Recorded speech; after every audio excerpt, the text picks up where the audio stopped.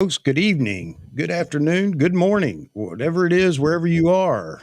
We're here with Vitalij from Touchlight Studio, wedding photographer, very accomplished, by the way. So you guys need to start asking questions here real soon. We're going to pick his brain for all of his experience so far with the Z9. If you haven't been over to his channel is Touchlight Studio on YouTube, and you get to see what he does. And he's got some great videos on the Z9 already, and I think he's got a lot more planned. And maybe you guys can drag out of him what he's got planned, and maybe you give him some ideas of what you'd like to see in his upcoming videos. So, all right, Jeffrey Neville's in here.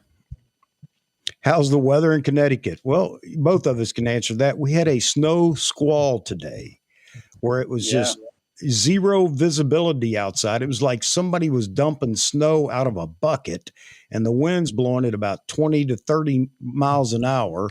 It was honestly standing in the house looking out the glass door. It was like living in a snow globe, and somebody was shaking it.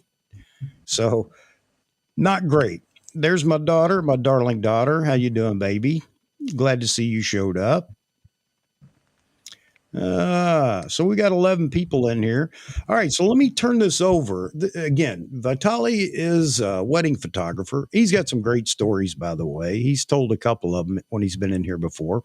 But I think tonight you guys are more interested in the Z9. So let me throw in there the Z9. If you got questions about the camera and how he's setting it up, and let me tell you, there's a lot of ways you can set this camera up.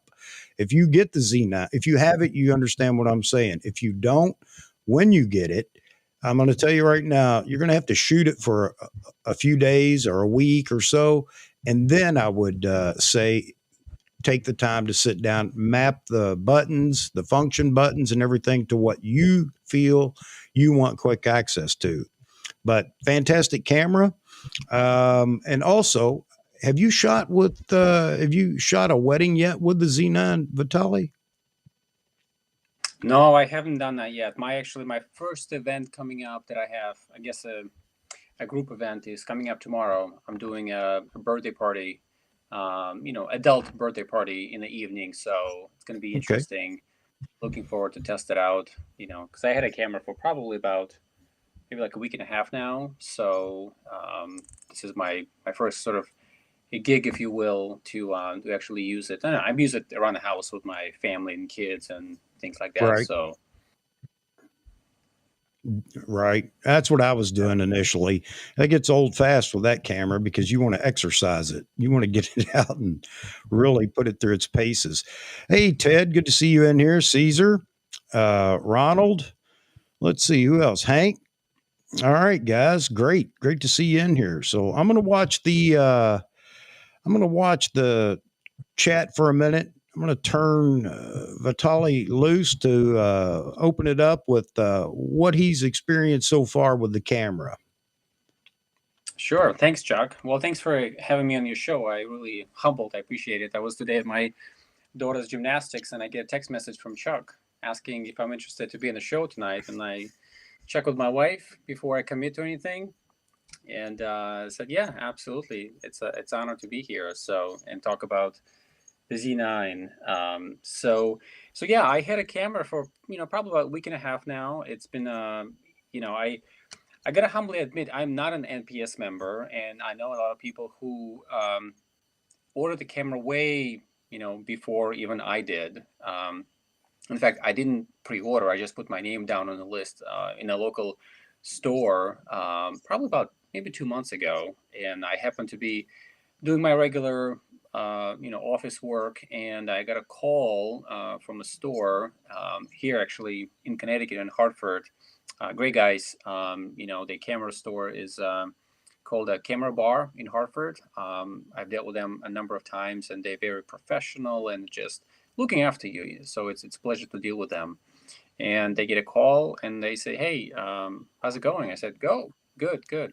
And then he goes, "I think your day is going to get better now." I said, "What do you mean?" He says, "I got you a Z9."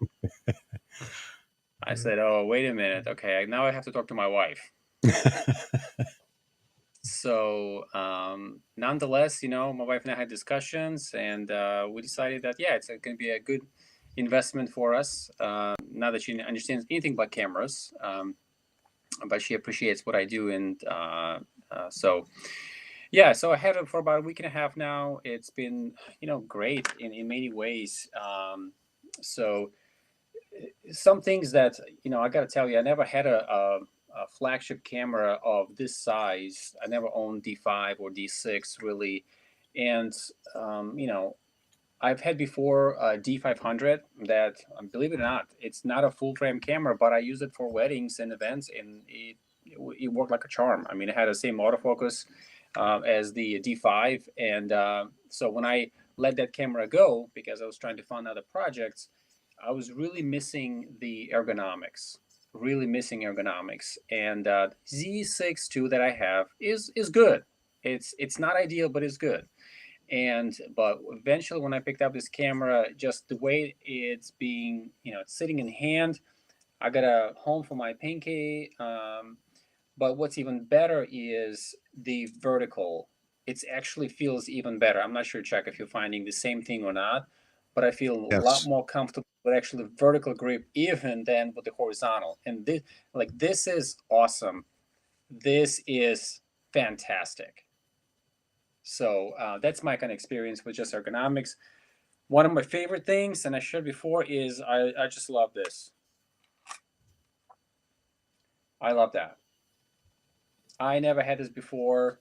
I'm kind of glad that Nikon did not go the same route as R5, as R3, with having just a fully articulated screen. But again, that's just my personal view and what works for me, because I'm mostly behind the camera, and if I need to get a low shots now, I just do this, right? So I don't have to flip my screen and turn it, and this is just, I mean, it's pleasure to just do this. And just all of the buttons here, so one of the first things, Chuck, that I did, and if there are any questions coming up specifically about setting the camera up, one of the things that I did is I like that the play button is all the way back here. Oh, this one right here, right? Right. But what I did to make it more intuitive, I set my F function 1 button as my play button. So I never even have to, if you will, every time I take a picture, bring my thumb down. I'll just use, because I guess my middle finger, it perfectly lands where the function button is. So every time I take a picture, if I need to look down, I just click this way. I just press on this button here. And I love that. This is one of the first things that I set up on this camera, and made it so much easier for me. Well, Ted was I kind of asking. set. Ted was asking, when you're in the vertical position, I want to grab this while you were talking about that in the vertical portrait position. He's asking, do you find it awkward to operate the FN buttons, the function buttons? Well, if I need to view something, right? If I need to, again, go back to my play view, I just hit it right here. Because Okay. my autofocus is right here, and then if I need to play it, it's right here. Now, for other function buttons, because probably I would say like 75% of my shoots is going to be like this. And the rest of it are like this. If I need to use any of the function buttons, I just either need to quickly flip it this way, or just, kind of get used to it again. But I haven't had a camera long enough to Right. get my muscle brain get used to this. So I would say it is difficult to use function 2 and 3 when you're in the vertical position, the portrait position. I'm sorry, not 2 and 3, 1 and 2, but 3 is easily accessible when you're in the vertical. You also have 4, which is on the back of the camera, that you can use as well. So that's why I say you need to shoot this thing for a week or two and figure out where you want different functions using the function buttons and map them out. Then if you do it too quick, you just find yourself changing them. At least that's my experience so far. And I still don't have everything mapped the way I want it. But so would you agree that 1 and 4, I think it's 4 on the back, are easily accessible when it's in the vertical, Vitalij? Mm-hmm. Say it again. I'm sorry. The function buttons, number 3, and number 4, which is on the back of the camera, are easily accessible when you have it in the vertical position. Oh, absolutely, yeah. Because if you're holding it like this, if I'm shooting, right? So my left hand typically will be at the bottom here, so it's very easy to get to it. And in the front, function 3 is right where my middle finger is. So again, it's placed exactly where it's supposed to be. I mean, I don't know if there's a better place on this camera body where these buttons could be differently. If you move it, just a eighth of an inch this way or that way for the specific button, but for my hands, and I have a good sized hands, so it works amazingly. Yeah. I think it's going to take a little muscle memory for me, because I was relating it to my D5 today as I was shooting in the back a little bit today before the blizzard happened. And it's just a muscle memory thing too. You just got to learn the location of the buttons and things on the camera. And once you have that down, so I know where most of the buttons are now. I just haven't really set everything up the way I want it, but you do have 2 function buttons, number 3 and number 4, that are easily accessible though when you're in the vertical. Yes. Somebody asking about the banks. Yeah. So I played a little bit with banks. Have you had a chance to set them up the way you need it, Chuck? Or I have. I've set them up. I've changed them, and then I changed them again. It's just one of those things again until I get things the way I want. So I have a bank set up for studio, and then all the settings that I use in studio, and they're already set up, which is the nice thing about this. If you have the extended bank on, you can set everything up as you would be shooting in a studio. I have that would be bank A. Then B is my sports action wildlife, whatever you want to call it. I think I just named it action. That includes birds and anything else. And it's set up right now. I have that set on auto. What is it called? So the camera decides whether it sees an animal, a vehicle, or a person. It automatically tracks any one of the 3. Now, according to Nikon, it's not going to be as fast to acquire when it's in auto, but I can't see a difference yet. So I'm going to leave it there for right now and see how it works. But supposedly, if you're shooting wildlife, if it's in the wildlife setting or the bird or cat or whatever animal setting, it's better. If it's people, put it in the person setting. If it's vehicles, put it in that setting. So anyway, again, that's one of the things about this camera is you got to shoot it for a little bit. I can't overemphasize that. It's fully functional, and I think people that have had a little trouble and weren't totally satisfied up front, maybe they come from flagship D4, D5, D6, and yes, it's not a D4, D5, D6. It's going to take a little more muscle memory, and the fact that it has so many functions and things. So I have C set up as a catch-all. Now I know that doesn't make any sense. And just so you know, I have the front function button. I think that's by default. When I push the button, function number 1, it automatically allows me to change banks with just the flick of the rear command wheel on the camera. So I can immediately hold the button, flip it from A to B to C to D. You got 4 to choose from. You also have 4 to choose from in video mode, which is really incredible as well. I haven't even begun down that path yet.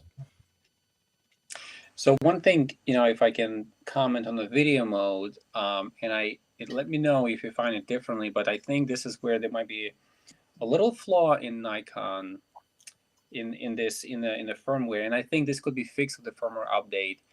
When you setting up custom settings for photo, and for video. Now the settings will be separately, but the problem I'm finding is that the bank names is going to be the same.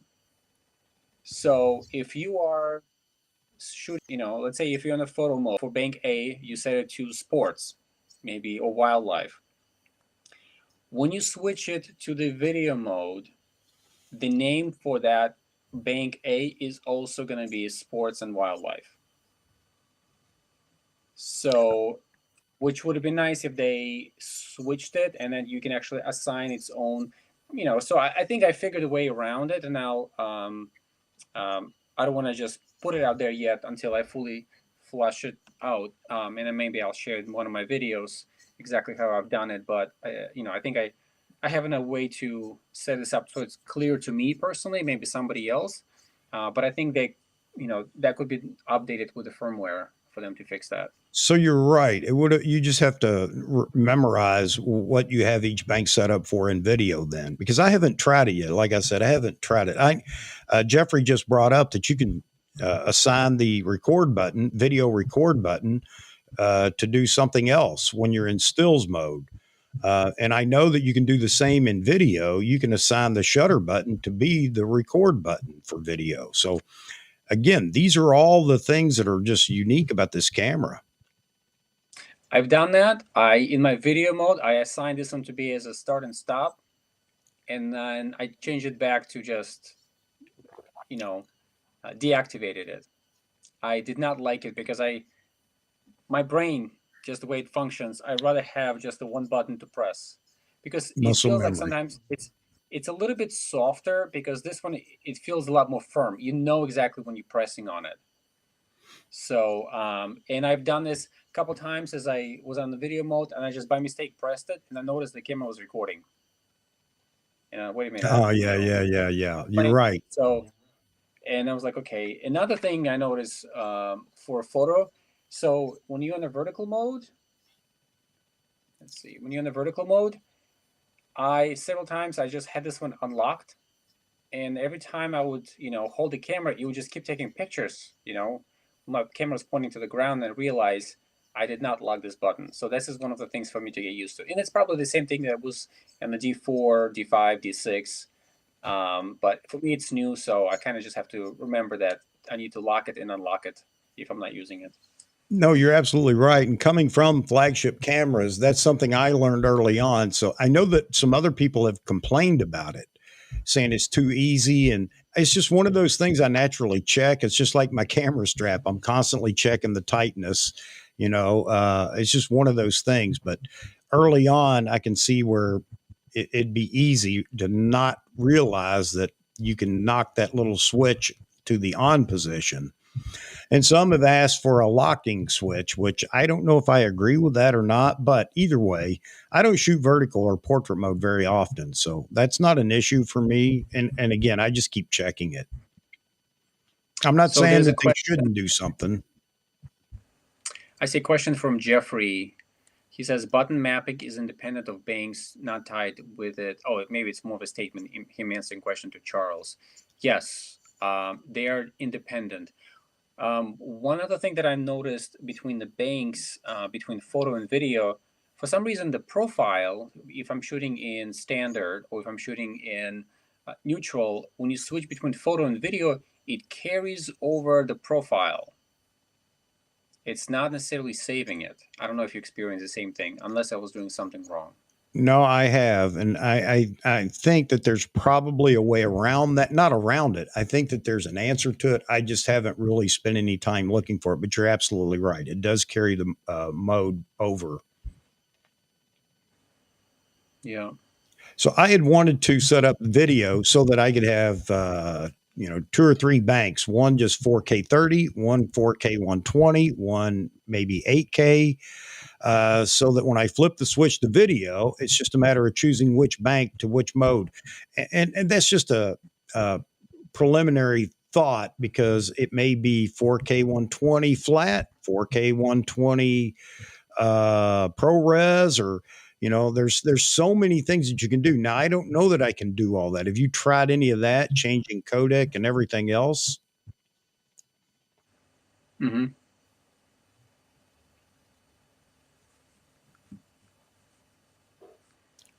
think a Jeffrey, video.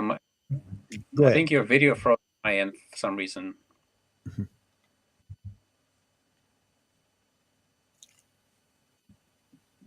Hey, Robert, good to see you in here. Hey, we've got Ronald shot a wedding with his Z9. He's down in Hmm. New Jersey. And I asked him if he wanted to call in and give us his experience, and maybe we can learn something from him as well, Vitalij. I would love that. Let's see, Ronald, if you're ready, give us a call. You have the number, it's up on the screen right now. And bear with me to make this work.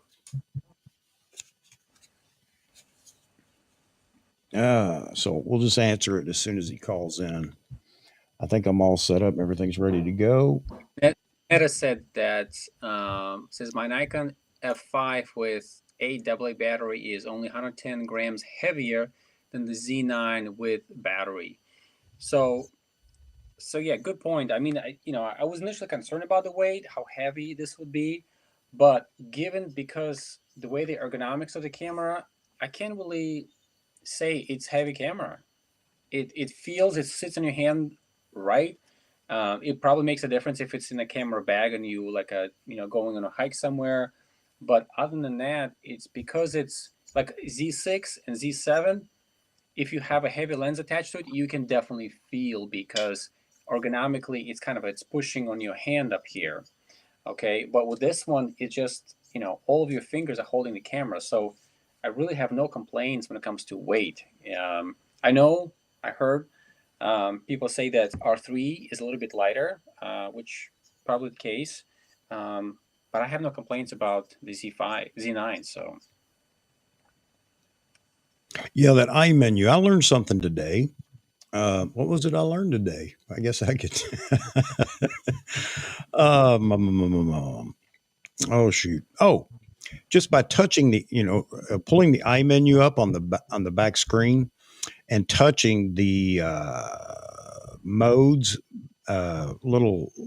Hang on a second. I guess we could show this because people want to know. I should have mine without a lens on it. Hang on a second.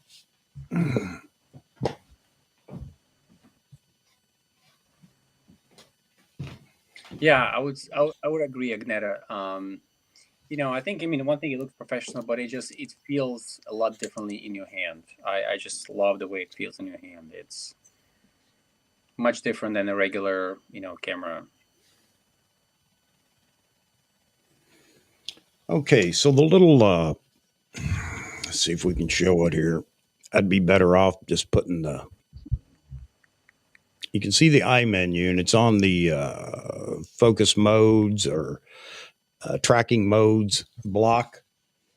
Let me make sure I'm right here. Um, um, um, um, um. Chuck, I'm not sure if I'm doing something wrong, but your video on my end froze. Is it frozen? Yeah, Anybody else notice it's frozen? um, maybe it's okay through the YouTube, but on my end it's frozen right now. I can see it on the other screen over there. I've got it on the other laptop, so it looks like it's going, but It's who okay. knows? Okay. So anyway, tapping that button,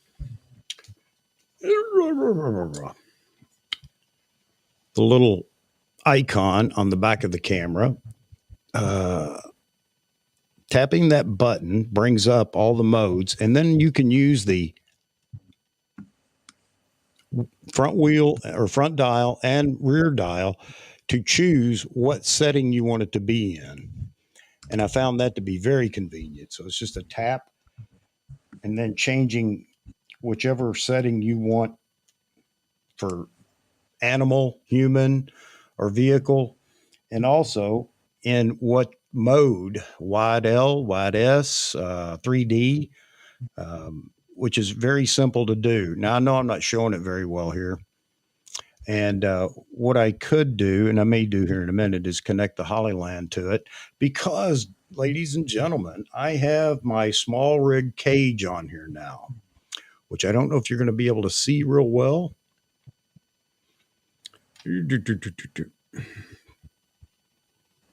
You can't see it real Yeah, well. I can tell. Camera looks a little bit beefier. Looks like Yep. something else is attached When to you it. look at Yeah. the top, you can really see it. So you got all these different locations to add peripherals. And now I don't know if I put it on. I don't know if I'm going to leave it on there all the time, but, and you can still access everything. The only thing that's not as easy to access is, I'll spin it all the way around, is the ISO button on top. And I don't know whether you're going to be able to see it or not. Yeah, you can see it there. So that is a, Now, Chuck, do you use this mainly for video, or I mean, are you attaching any accessories to it when you do photography? no, it would be more video than anything. I mean, I find no need for any now it does obviously protect the camera a little bit, camera body. That's not exactly why I want it on there, but it would do that. I have the wood handle that attaches to the side here. And I'll tell you, I did put it all on here today, and when I went out shooting, it is pretty comfortable actually holding the camera that way.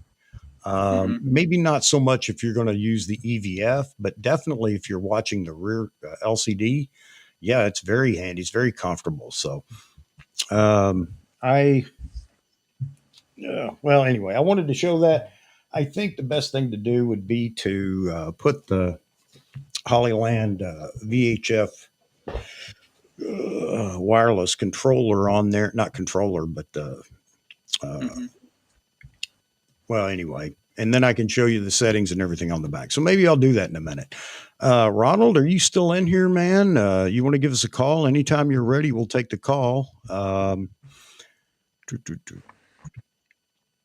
I see that Chad or Shed Davis had a Chad? question. Has anyone had an issue on the mirrorless cameras where your nose sets off the touch screen when you are shooting? I don't think I have experienced that. I know what you're talking about. For the most part, whenever you put your eye to the eyepiece, right? I think this is what you're talking about, right? If your nose gets close to the LCD screen back here, um, this screen turns off. And so the only thing you see is through the viewfinder or through the EVF, electronic viewfinder. So I don't have any problems with that. Chuck, I don't know. Have you experienced that? If I am understanding his question No, correctly. no. And there, I know that other people had experienced it somehow.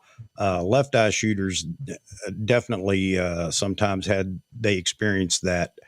Um, the It can, if you don't raise it quickly to your eye before the LCD switches to the EVF. Now, if you're shooting just rear panel, which you can do, or monitor, I think it's called, when you set that on the camera, if you're only shooting rear panel, not EVF, so it's not switching, then yeah, there is the possibility that you do have that issue. But then again, you couldn't see through the EVF anyway because it's not going to switch to it.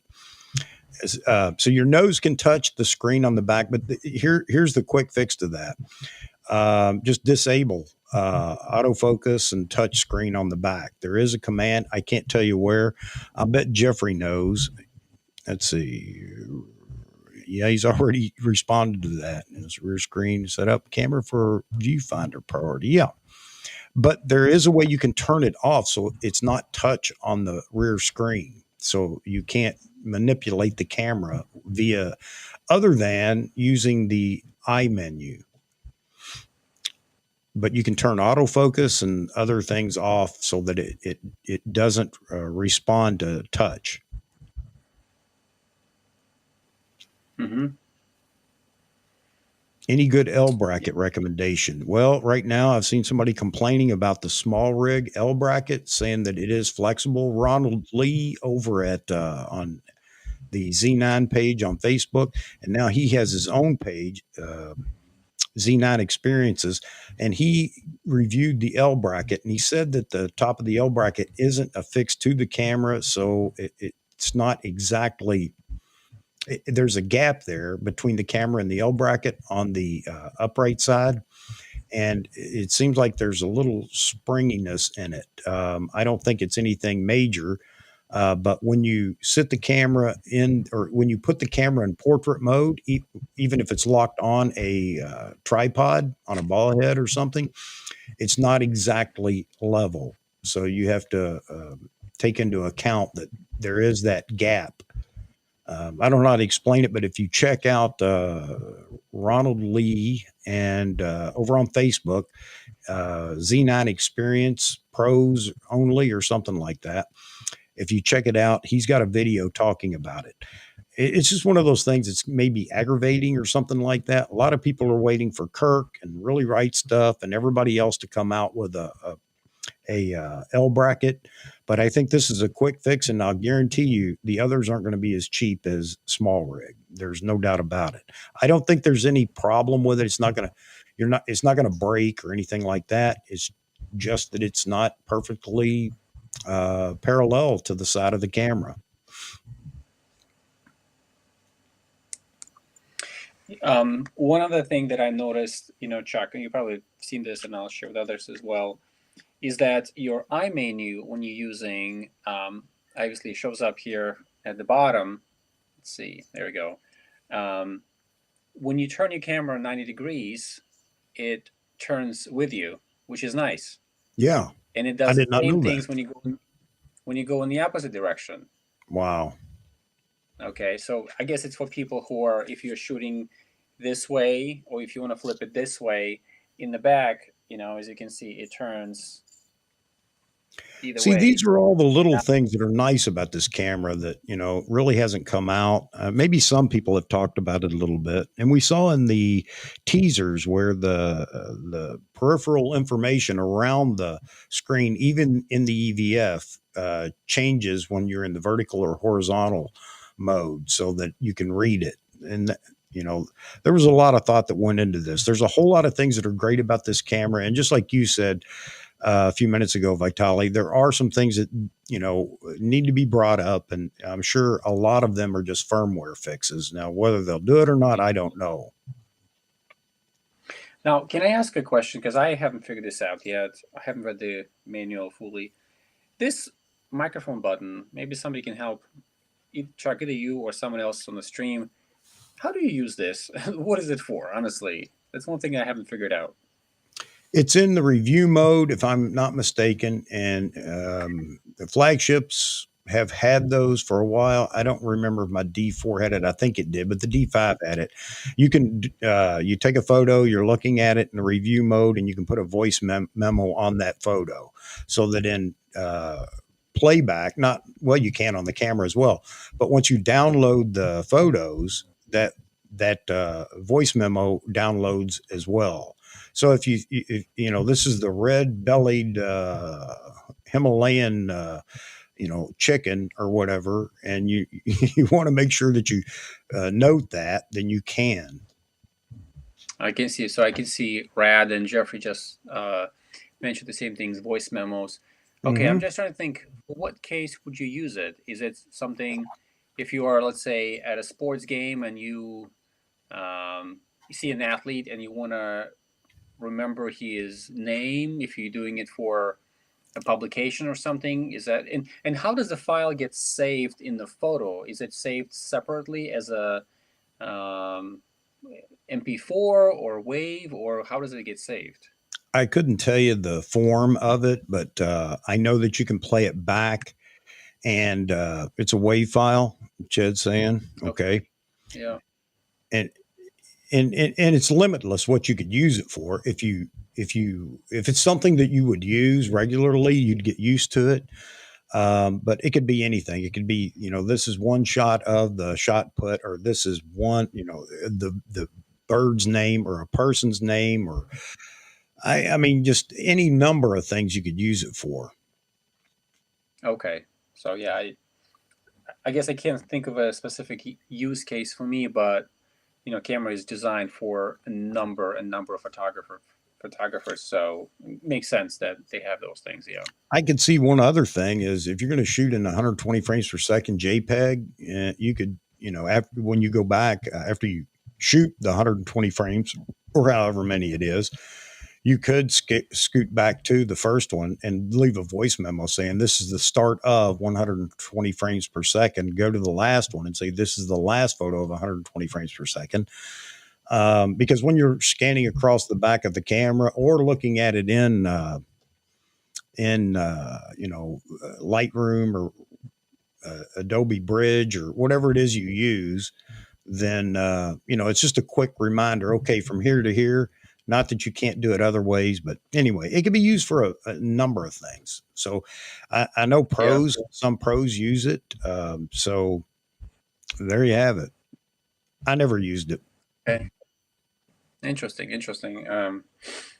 Have you ever shot 120 frames per second yet? I'm afraid to press the button because I don't want to deal with files. So I was talking about that Wednesday because I had all my motocross photos up and we kind of went through them and looked at them and talked about them. But when I first hit that button on 20 frames per second, it scared me to death. It's like, whoa. I don't know why, but it's, you're very hesitant to do that. It's like it hurts the camera or something. I don't know.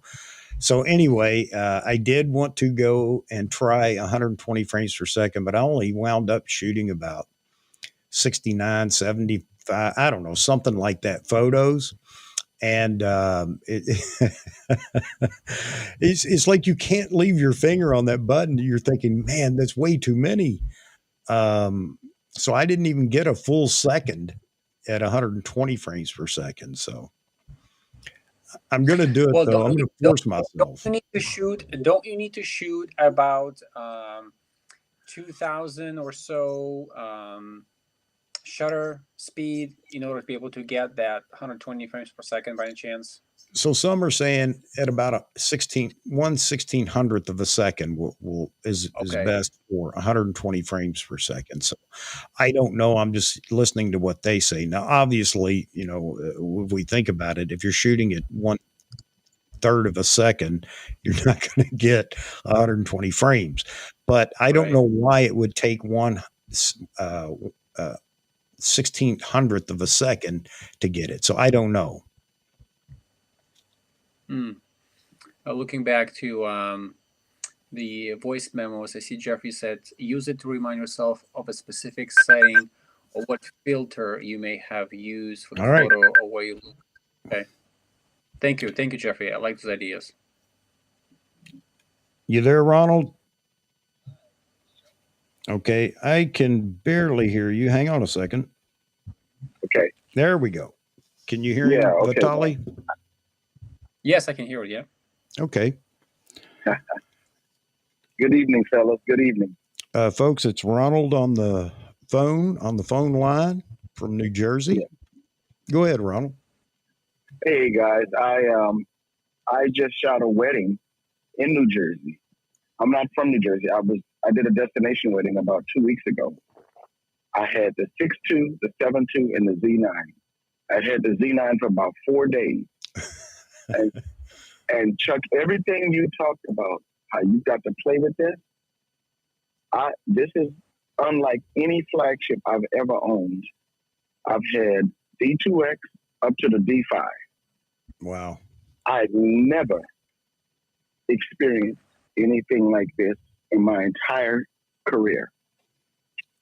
It's a monster. This was phenomenal. This was absolutely phenomenal. And it just takes time to learn it. So because I was used to D2X, D3, D3S, and on up to the D5, having a flagship body didn't bother me at all.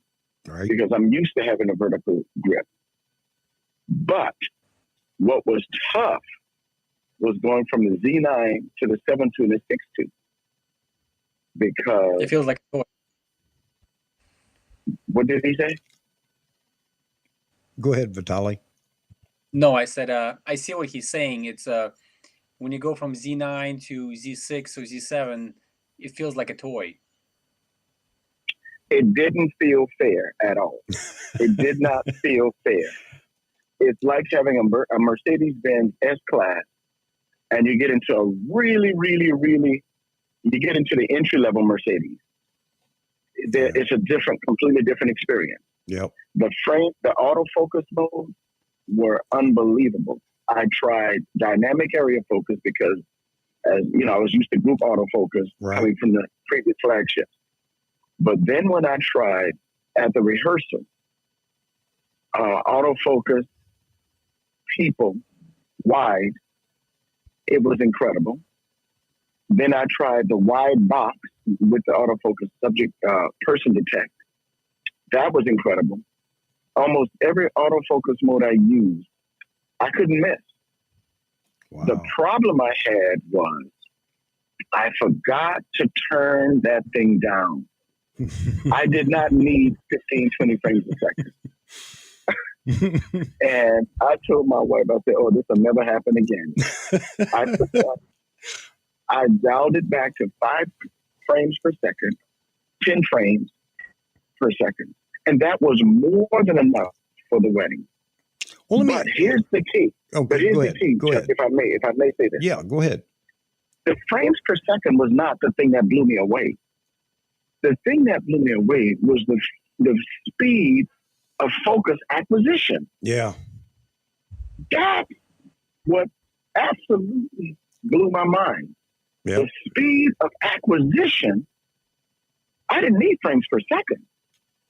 But the speed of acquisition was unbelievable. In low light, in a hall that was not lit up for photography, the chapel at this Ivy League school, Rutgers, it was, I don't know what to say other than Nikon with the proper skill set knocked it out of the park. Vitalij's eating this up right now because he's got an event coming up. Don't put in 20 frames per second, brother. Whatever you do. Whatever you do. Don't do that, man. The file quality, the dynamic range in the dark areas, the eye detection, sensational. Hey. If I were at my computer, I'd send you some, but I can't because I'm driving back from Nashville now. Okay. But I will at another date, Chuck. Absolutely. By all means. And you know what? When you get ready to do that, let me know if you don't mind, if you'd want to come on the show and show us. That'd even be better. Sure. I'd be happy to. I'm sure everybody'd like to see that. I'd be happy to. I did learn some things. And let me say this to a lot of the people out there, Vitalij and Chuck. Read the manual, please. Please read the manual. Please. Because a lot of the questions that people are asking, on these Facebook groups, Chuck. Oh, I know. Unbelievably dumb. Unbelievably. I shake my head and wonder, are these people educated? Are they even trying? Are they, what is going on here, folks? I know, Ronald, I agree. It's unbelievable. It's unbelievable. The kind of foolishness that you're taking up airspace with. This machine is the best machine I've ever used from Nikon. And by the way, I was sent cameras from another brand that wanted me to come over. For 2.5, 3 days, they gave me, their flagship at the time. And I was like, if you got a better autofocus, that's fine. But you can't match the dynamic range, the color, and the file artistic nature of Nikon. I'm sorry. And I will say this, it was not Canon, it was another brand. I'll say that. Okay. Okay. But I tell you, the Z9 is a miracle machine. It is fantastic. It takes time to learn it. But the autofocus is on par with everyone else. I want to say that again, Chuck, for those in the back of the bus or in the back of the church. Okay. It's on par with everybody. Well, I appreciate you bringing that up. What's not on par, people's skill set. Right. Well, hey, you know what? I appreciate you coming on here and letting us know that. And I'm wondering, I think it's fantastic. I really appreciate it. So, Vitalij, you have any questions as a wedding photographer? Out of curiosity, so I've Ronald, well, thanks first of all for sharing your experience. This is awesome. Yes, sir. I love it, the fact that you love it. Yeah. Let me Yes, say this again. I love it, the fact that you love it. And it yes. brings us as a community, as wedding photographers, on the same page, and we can share the same experience or trouble. My question is, and I've tested my lights already. How do you find, using speed lights or using off camera flash with the Z9, the same things as with the Z6, Z7? Okay.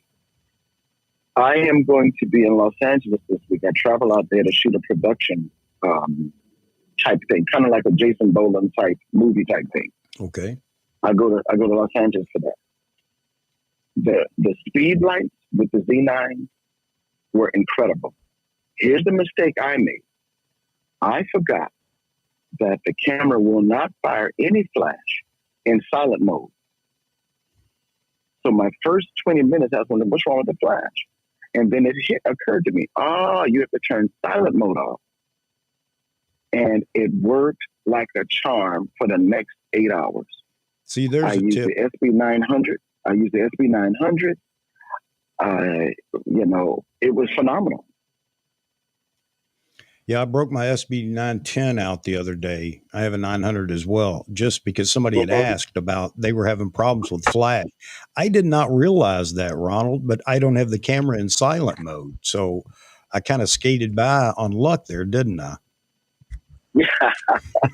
Well, so that's why I said, let's read the manual and call your Nikon rep too, or call your Nikon dealer or someone like that. There are all kinds of tips that there is. And Chuck, I can call you offline, and because I don't want to dominate the conversation, but I can share with you all the other things that I've learned because I've had mine about a month now. 5 weeks, 4 or 5 weeks now. Okay. I've had it, and I can tell you there are little tips and insights that we as working pros can share with you that would just, it'll make it seamless. Wow. Like when to use starlight mode and when not. Turn off that silent mode. And the truth is, you really don't need silent mode because you can control the sound in this machine so easily. Right. And I have it turned down to its lowest setting, so I haven't even tried silent mode. So, okay. Right. So I'll be happy to share that with you. But Vitalij, did I answer your question, sir, about the Yes, you did. I have tested my speed lights today, and I use the Godox AD200 Pro with my X2T, and it is exactly what you said. When, in my iMenu, I have it set to so basically silent mode. I have a quick. I'm not sure if it's going to focus or not. It's focusing on my face right now. Yes. So it's basically I use photo, and it's the same impact. Yeah, and then at the bottom I have a flash mode, and I noticed right away as soon as I switched to the silent mode, the flash mode went gray. Basically, it disabled it. So, and it kind of reminded me, so my flash will not fire when it's in silent mode. So that's a good tip. That's a great tip. That was my experience. Yeah, thank you, man. I mean, like I said, I had to read through the manual. I had to talk to my rep, and I said, okay, this is what it is. But when I got to the wedding, because of the nature of weddings, I kind of forgot the first 20, 30 minutes. Fortunately, I did not need speed lights until I went to the reception. And there, I just had a ball. It was just seamless. It was smooth. It was superior. So superior experience. Let me ask you this, Ronald. When you're in a setting like that, where you've got you got eyes everywhere for the camera to see, were you having to use the toggle stick on the back to jump from one person to another, or how did that go? What I did was I decided who was important, I decided what story I was trying to tell. And I set my focus point on the wide area and shot that person. Okay. And the eye autofocus just picked them up like sharp as a razor, man. Okay. That's what I did. I did, and I used a little side button that gives you the different area focus modes. Right. To switch quickly. Okay. Super quickly. And then I have one of my back buttons programmed for my one of my favorite autofocus modes. Okay. You know, so I've learned a number of the shortcuts. Well, you know, and again, you know, I've been saying it. I'm not taking any, you know, glory in this or anything, but I've been letting everybody know, especially those that haven't picked the camera up yet. Don't get frustrated in the first hour with that camera because it's a beast and it takes a little Yeah. time to set it up the way you want it.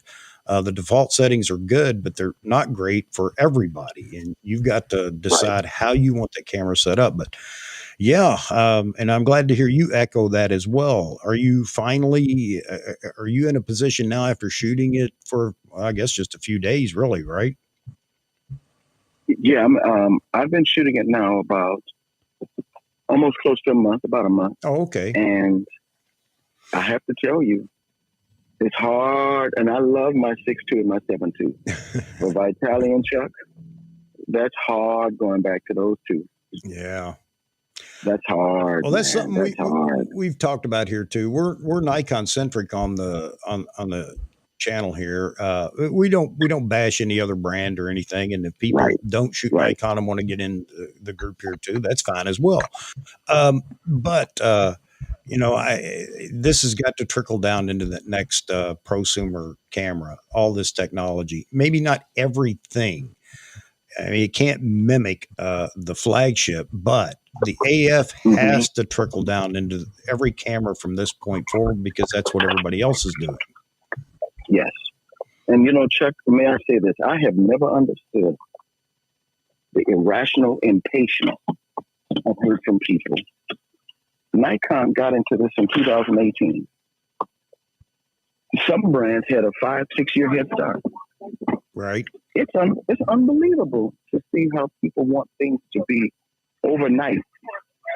And I'm like, I never let the camera decide for me. Autofocus, I trained with Jeremiah Sawyer in sports photography. They didn't have, he was the Oakland Raiders sports photographer. They didn't have autofocus then. And these guys were pulling out amazing images. I just don't get it on some of that. That helps. But I always saw myself as the craftsman, not the camera. Right. Well, that was me the other day, finally getting it out and shooting action. And as I went through all the photos and the video from the shooting, and I tried to explain to everybody where it missed, maybe not every single miss or whatever, but I can tell you most of the time it was me. It was me with all the new focus modes and everything. And I was just trying everything out. And that was my first time out shooting action with the camera. Yes, sir. Which is why I warned everybody, don't start blaming the camera when you get this camera. You got to learn it. Chuck, I agree. I agree with you completely. And that's the thing that I've learned. I'm sorry about that. I'm getting out the car. No, it's that's okay. The thing I've learned, that it's easy to blame the system. And like I said, technique is a part of this issue too. Technique. And I have to tell you, I am a believer that they knocked this one out the park, man. This is a grand slam. Well, it's good to hear this. This is refreshing, Ronald. This is refreshing, and I'm glad that you did call in.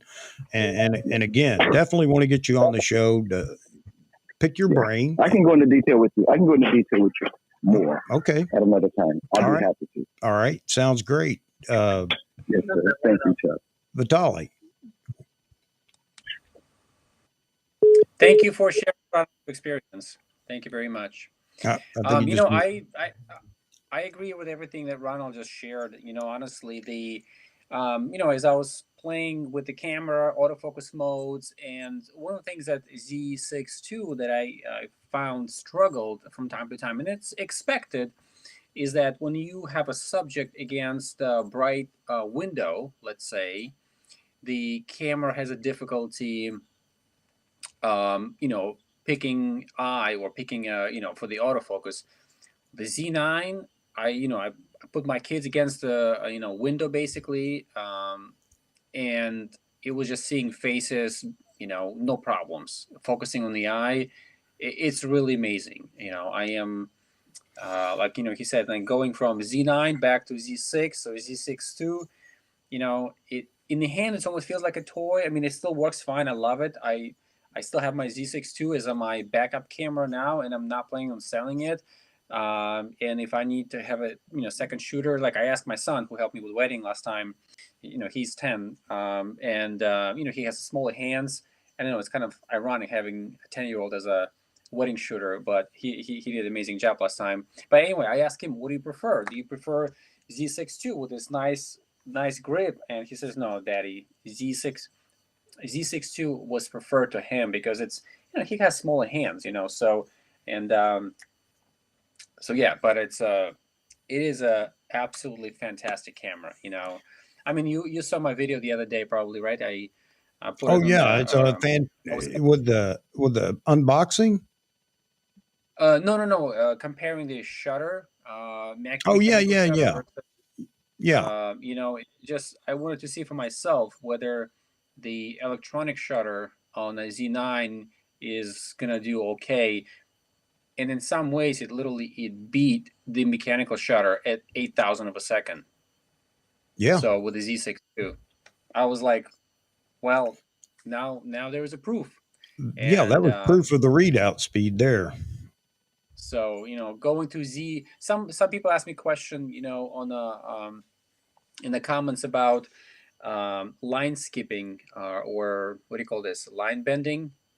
Binning, yeah, um, so I did notice at pixel binning. 132,000 of a second, I did have some sensor skip some lines. Oh, I'm not oh, sure, I haven't tested it in a daylight yet.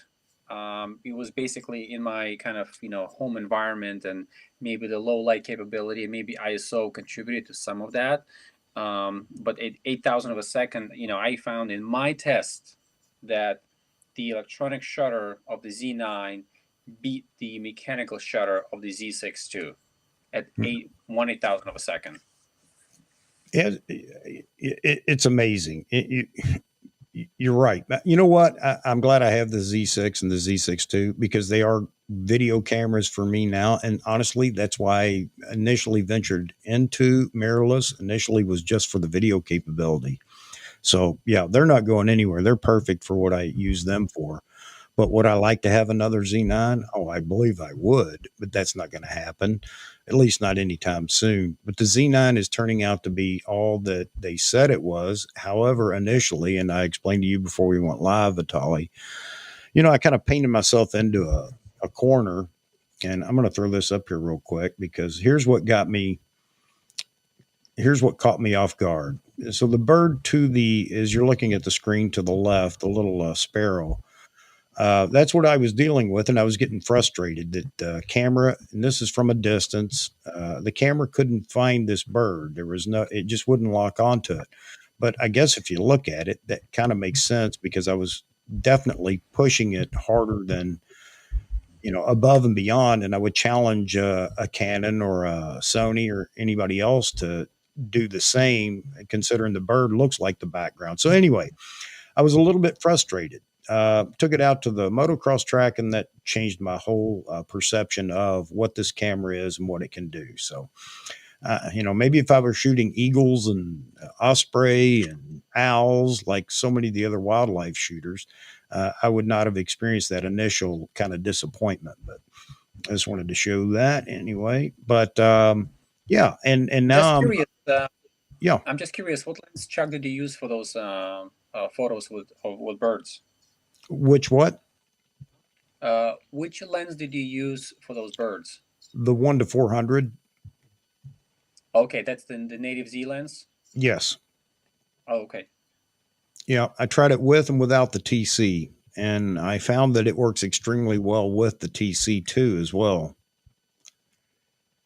Yeah, Okay. Jeffrey, and see, stupid me, I was looking for a miracle, one of those things where you just aim the camera out there, and it all of a sudden a block, locks somewhere, and you look in that direction, and there's a bird there, which was ridiculous.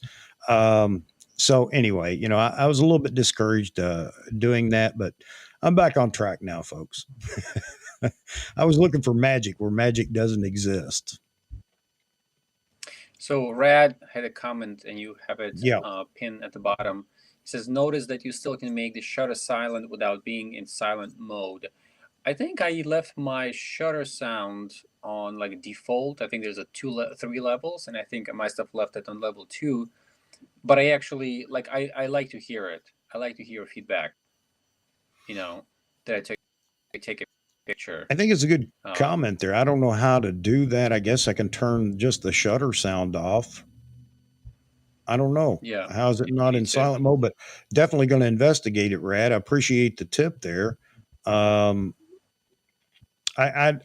don't see me shooting in silent mode. I'm not shooting any PGA tours or anything like that, and I'm not making light of needing a silent mode.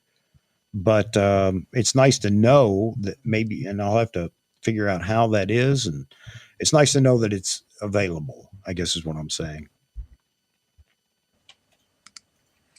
Jeffrey had a question here earlier, and I'm not sure if it was directed to me or Ronald, who was on the phone. He says, "Do you hire a separate video shooter, or are you trying to balance both stills and video by yourself?" In my case, if this question is for me, Jeffrey, I don't do video. I just only do photography. So, so I don't have to necessarily balance video and photo. If I have a second shooter, obviously it's usually for photos only. So some of the, let's see, T-Mid's shown up. Good to see you, T-Mid. Sorry when I know I said hi in the chat. Who else? Anybody else? Just want to recognize everybody.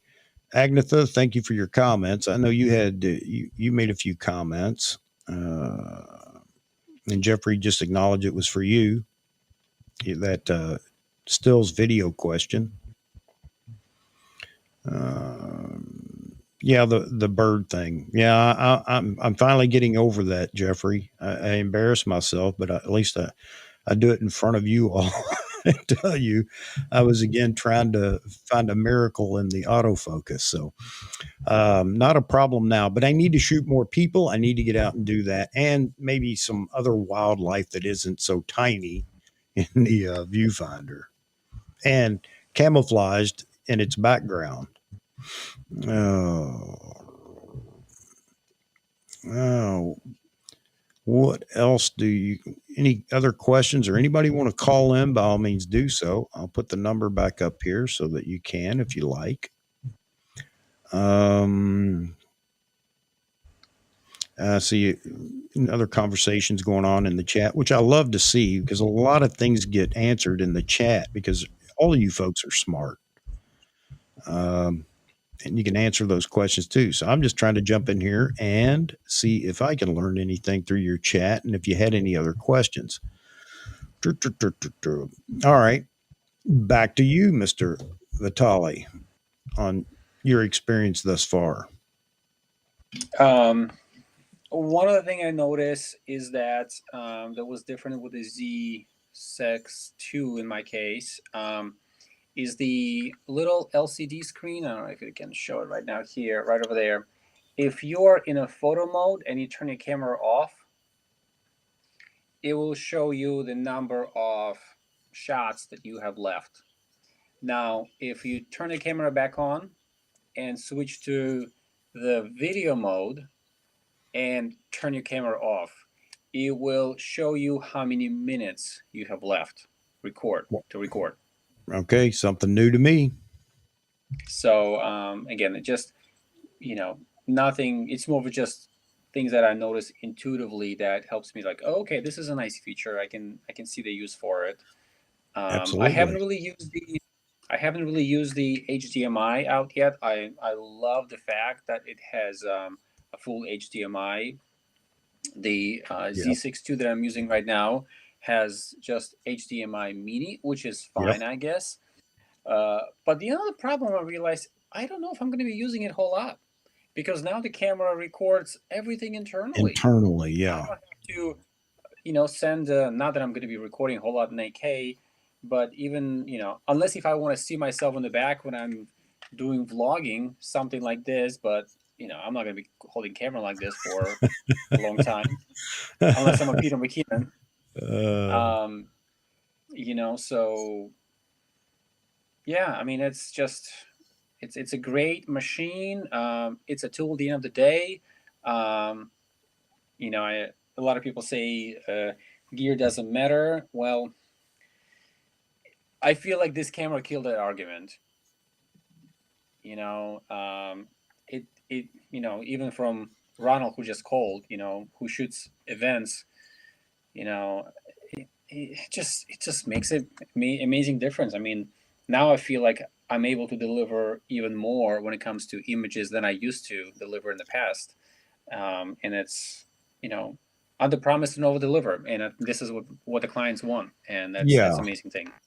I meant to ask him that too when he was talking about, initial burst at 20 frames per second, realizing, whoa, whoa, whoa, slow this train down, even at 5 frames per second. My question to him was, did he find that he found some more decisive moments via multiple frames like that, high frames per second? Because that's one of the things that I keep using to defend that. I'm not shooting in it that way all the time, but and I just equated it to motocross the other day. It does offer you the opportunity to cherry pick that absolute photo that nobody else may get, and it can be something as simple as hand placement or expression on the face or something. You can find the decisive moment in the location of being in a jump or something. I'm equating this again to motocross. But, within that nanosecond, he's changed his expression from whoa to happy or happy to whoa based on what's going on with the bike. So my point is that it does allow you the opportunity to get a photo that you otherwise may not have taken. I could do that with the D5, or not that, but I could shoot all day with the D5 and get great photos. But what did I leave on the plate, I guess is what I'm saying. So it does afford you that opportunity. So I'm not going to be one that says I'll never use it or why do we need it? And we got photos before. Yes, we did. And they were good photos, but maybe now we get some that are remarkable photos that we wouldn't otherwise have got. So I see that Jeffrey had a question. He says, do churches allow you to use flash inside the church? Many years ago, I wasn't allowed to do that during the ceremony. If you do use flash, I'm assuming speed lights off camera. So in my experience, I know that some churches don't allow you to use flash, but every church that I've personally worked at as a photographer, I never had a problem. I never had anybody stop me and say don't use it. But I've heard from other photographers that experience that and the church wouldn't allow. So I think it depends on type of faith that they practice, where they allow, what they don't allow. But in my experience, it's never been a problem. And whether it's an off-camera flash or flash on camera flash, again, probably be the same thing, I would say. And I don't shoot weddings, but I've been to weddings, obviously, and I know that some of the photographers have used flash. Not every wedding I've been to, but so I was going to chalk it up to it depends, I guess, on the church and the pastor and whatever. But I have been to a few weddings where the photographers were using flash. Not just that, because now video is such a thing. High end video people want for the little story, the wedding story, and I have seen them using constant light, which is, I will say, kind of annoying. But it's all on what the people want, I guess, and what's allowed. I do have an interesting experience when I wasn't allowed to use flash when I was shooting graduation ceremony because they were streaming live Ah, video. And in the video end, it constantly flickered, basically, obviously, So they asked me to turn off the flash, not use it, which was kind of disappointing because the area was very, very dim, I would say. So, but I did the best I could with just very high ISOs. Um, Red asked a question. Have you experienced flicker banding doing indoor shooting? Rad, I haven't really used it, excuse me, a whole lot yet. Everything that I've done so far indoors, kind of during the day, didn't have banding, except for the test that I've done. I don't know if you've seen my video when I compared Z6 to mechanical shutter to the Z9 electronic shutter, and the only banding I experienced during that test when I shot at 1/32,000 of a second. If you go to my channel and watch that video, you will see it. Banding clearly stands out. But my test wasn't specifically for banding, whether I see it or not. It was more for whether it freezes the action well. I use that. Let me see right here. The math photographer did that same. Yeah. Yeah, I use this little fan up here, and so that's the only time I notice banding at very, very high shutter speed, which I guess most cameras don't really shoot. So this is the only camera that shoots at 1/32,000 of a second? I don't know if R3 does that or not. I don't Or know. A1. I'm not sure. Agnetha, I don't have the shutter sound turned off. I don't have my camera set in silent mode. I have it at its lowest setting. The artificial shutter, it's just a artificial sound sounding like a shutter. So yeah, I could see where having it in silent mode that could get me in trouble quick, because the camera is blackout free. I mean, you can, if you're looking for it, because I have the bars set up to flash on the side of the frame. So you can see that if you're looking for it. But if you're focused on whatever your subject is or whatever, it's real easy to get carried away, because there's no indication looking at your subject through the EVF or, well, I haven't shot looking at the back of the camera, but anyway, there's no indication that you're actually taking photos. It's pretty remarkable. I'm Sony trying to A1 find does. Okay. I'm trying to find a setting where you can turn off the sound or put it on silent.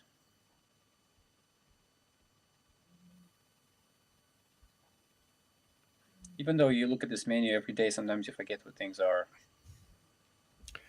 You know, it's a good question, Chad. While you look, Vitalij, I don't know that there's a life on the camera. Nikon hasn't stated there is. And I heard somebody today talking about it in a video, saying rather than a 250 to 400 shutter life, predicted shutter life on a DSLR, you're talking about 2 million actuations with the shutterless camera. So I don't know if that's accurate. I have no idea. It's a good question though, but nobody's actually, I haven't seen anybody talk about that. And the GPS, as far as accuracy, I can't answer that because I actually turned it off. I know that it's a battery eater. I don't know how bad it is, but maybe the next time I go out, I'm going to turn the GPS on and just see what it does as far as battery life, and to pull it up in Lightroom, even though I don't use Lightroom, but I know you can pull the photos up in Lightroom, and Lightroom will actually plot those photos for you. And so I don't know how accurate it is.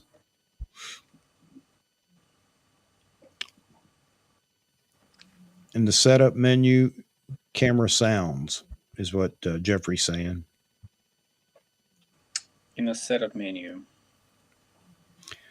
Yeah, it's a good question though on the life of the camera. That nobody's really tackled that from a technical point of view or a fact. Nikon hasn't stated it that I know of.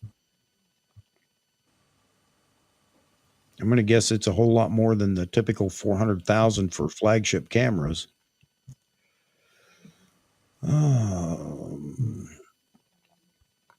So I see that it has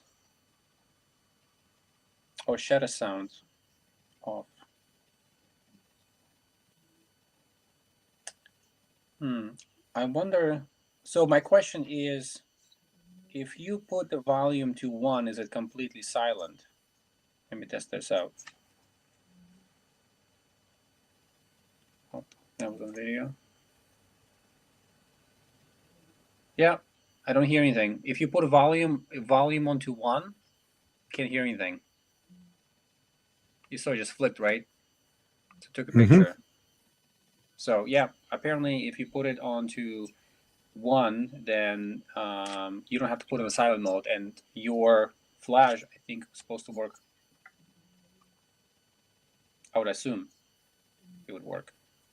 I did test my Z9 with my flashpoint off-camera strobes with just the controller, and didn't have any problem at all. It worked fine. No, that's great. Thank you for advice. I like that.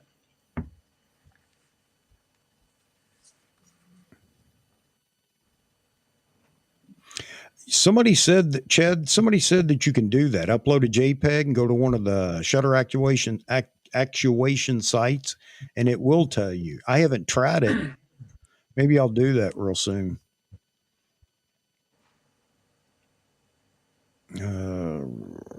Spy movies, Agnetha. Yeah. Well, it's definitely gonna come in handy in a lot of places, I guess. I'm usually shooting in noisy environments, even out at the motocross track. Now I'm used to that, all that noise, and I'm not hearing the shutter. I know this sounds crazy, but if it was in silent mode, I think that would bother me, even though I can't hear the shutter on the track. I don't know why. Yeah, I'm not sure what's the point right now to count number of actuations if it's a shutterless camera. Because I think what we have is an electronic shutter. It's basically an artificial shutter. Rad says you can find it in the advanced EXIF data. I did notice something today. I downloaded, actually yesterday, I downloaded NX Studio, which I hadn't planned to do. Wow, there's a difference. And everybody talks about that because Nikon knows their algorithm, their color algorithm, and everything else. So it's going to be different, and it is. So I have one problem. Maybe somebody in the chat can answer this, or I don't know if you use Topaz denoise or not, Vitalij, but I can't drag an NEF file into Topaz noise. It won't read it. Has anybody else found that problem? I haven't used it, Topaz noise. Or denoise. Yeah, man, I'll tell you, that's a fantastic program. It's working extremely well. Now that's where Nikon needs to go next, is with all that AI for that stuff in camera. But it will not read that file. All I get is noise or like a TV screen off channel or something. I don't know how to explain it. I'm assuming you're talking about uploading the raw images, right? The raw image. Raw files, yeah. Yeah, the NEF files. Yeah. Yeah, Rad. I can't get my Topaz denoise to read the NEF files, the NEF files, straight from camera, even though that's how they recognize or they recommend you use it. When you download those files, drag the NEF file into denoise first, the raw file into denoise first, but it won't read that file, or it says it won't read. Where typically it would say raw. The denoise mode, it would select raw automatically with a raw file. It will do that for my Z6 too, but it won't do it for the Z9. So I was thinking that, okay, is this just a Topaz issue that they haven't updated it for the Z9? I don't know. So that's the reason I'm asking you guys if you've had any luck with it. Now, Chuck, I'm assuming if you take just a JPEG file from Z9, it's going to be just fine, right? Yeah. Yeah, it'll read the JPEGs, no problem at all. And it does a pretty daggone good job too. That's the only reason I decided to get it. Yeah, for the Z6 II, it's no problem at all, Chad. But the Z9, no. And again, I just wrote it off as is the Z9 too new that they haven't updated denoise yet for Z9 raw files? I don't know. I see that Jeffrey said, he says I shoot raw and tweak in Lightroom and then apply Topaz denoise with no issues. But yeah, you're using it as a plug-in there, and I can do that. Yeah. But supposedly it's not as good as dragging that raw file into denoise first. Oh, by the way, Jeffrey, does it read the raw or is it using the low light setting or something like that? Because I can't get it to read raw, even bringing it, even using the plugin in Photoshop or ACR.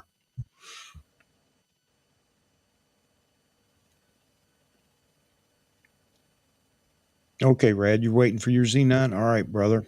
I hope you get it soon. I hope you get it soon. It reads the raw, but does it in denoise when you open it up? Yeah, using a plugin. Okay, when you open that file, file up in Lightroom or wherever you happen to have it, and you use it, and you go to oh shoot, what is it? Filters, and down at the bottom, it's going to give you the denoise as an option. And when you click on that, and it imports it into denoise, does it say raw as the filter that it's using in denoise, or is it low light or clear? Or there's several choices that the program can make or you can make manually, and I've tried to do that as well, but it won't come up as raw.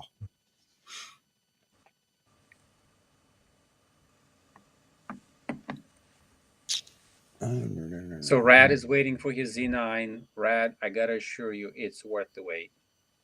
It's worth the wait. You know, typically we wouldn't be talking about a new camera this far down the road. By now, it would be old news. I mean, pretty much. And we wouldn't be really fixated on it. Does that make sense? That's how different the Z9 is. We're going to be talking about this for another 4 or 5 months. You know, I really feel, and I think I mentioned this in some of my videos in the past, that some of this technology at some point, I don't have a crystal ball. I don't know what's going to happen in the future, but I anticipate, as with anything else, will start trickling down. Maybe at a slower pace. I think Nikon is going to try to ride this wave of success, maybe in the first year at least, until they start bringing it down, to, maybe they will have a replacement for D500, with a crop sensor camera, and they may put in maybe a similar algorithm for autofocus. It's probably not going to be a 45 megapixel camera, but nonetheless, it's probably not going to shoot, 8K or something like that. But something similar will be, pushed down the chain at some point. Hopefully not too far into the future. Okay, so one of the tips we're going to get on that, I think, is when the firmware update, if, did Nikon actually say, somebody brought that up the other day, but I thought they did. There will be a firmware update for the Z6 II and Z7 II. So the thing that will help us understand what might be in the next camera model is how much that firmware update works on the Z6 II and Z7 II as far as AF goes. Because right now we're banking on the fact that it's all the XSpeed 7 processor. And I don't know right now. I don't know how much of it is algorithm that two XSpeed 6 processors could handle. So my point is that once we get that firmware update, depending on how good the AF is, then that's going to help us to understand what the next version or next camera model, hopefully it's a prosumer model, because that's what everybody wants, the D850 replacement. I know Nikon kind of hinted, they didn't hint, but everybody kind of assumed that the Z7 and Z7 II were the D850 replacement. But I think we're hoping that a true D850 replacement will have a fantastic AF in it. So again, going back to, we'll see what the firmware update, and it's going to give us a hint into the future of what comes out next with Nikon. We may not need XPEED 7 processor, or maybe we do, but anyway, we'll find out. Jay, I'm sorry, I want to answer this real quick. Jay, yeah, that's what I get exactly. As I get this fuzzy, pixelated white screen or whatever in RAW when I try to push it into the RAW converter or whatever you call it in Topaz. So I think that may be it. I think we're just going to have to wait and see if Topaz updates this soon. So sorry, that Chuck, takes. we, Go ahead. we're talking about sort of a successor to Z9 in a lower grade camera. I do want to say, the Z6 II and Z7 II are still, no, I shouldn't say still, are fantastic cameras. The image quality, I mean, because this is what really matters in the end of the day. If you're a landscape photographer, Z7 II is more than enough for anybody. 45 megapixels, Right. beautiful rendering colors. You don't need all, lightning fast autofocus for landscape photography. It's a beautiful camera. You don't need to go with something like this. Your image quality is not gonna be different. Z6 II, Z7 II for wedding photography, for portraiture, is more than enough. It's, again, it does have, like, maybe in low light, we talked about this earlier, but generally, because if you're using flash in a hallway, in churches, you're still going to get amazing images. And I've shot with Z6 II for, what is it, 18 months by now, until I got this one, and I have better images than I ever had before. So, I don't want to kind of to discount Z6 II, Z7 II, and even Z6, great cameras. Unfortunately, the majority of the people aren't as rational as you and others that have made the same statement. You're absolutely right. But we can't take the Henry Ford stand here where the Model T is all you need. We don't need to upgrade anything. It gets you where you need to go. It's dependable and it's a form of transportation. So my point here is that the reason I keep arguing this vehemently with Nikon, that's through the channel here, is AF sells cameras today. And a lot of people will say, well, Nikon is doing fine. We don't need to. Well, I hope you're right. But R&D comes from camera sales. And if Nikon isn't selling cameras, then everything suffers. Okay. They're doing fine. Everybody's banking on the Z9 is the parachute that ends it all. And now we're fine. No, it opened the door for people to look at Nikon. But when they look, they can't afford a flagship camera. So what do they want? They want something that's fairly equivalent in a cheaper package. And right now, we don't have that. Those that are looking at Nikon aren't looking at the Z6 and Z6 II, Z7 II. Unfortunately, those that are, they know what they need and this will suffice. That's fine.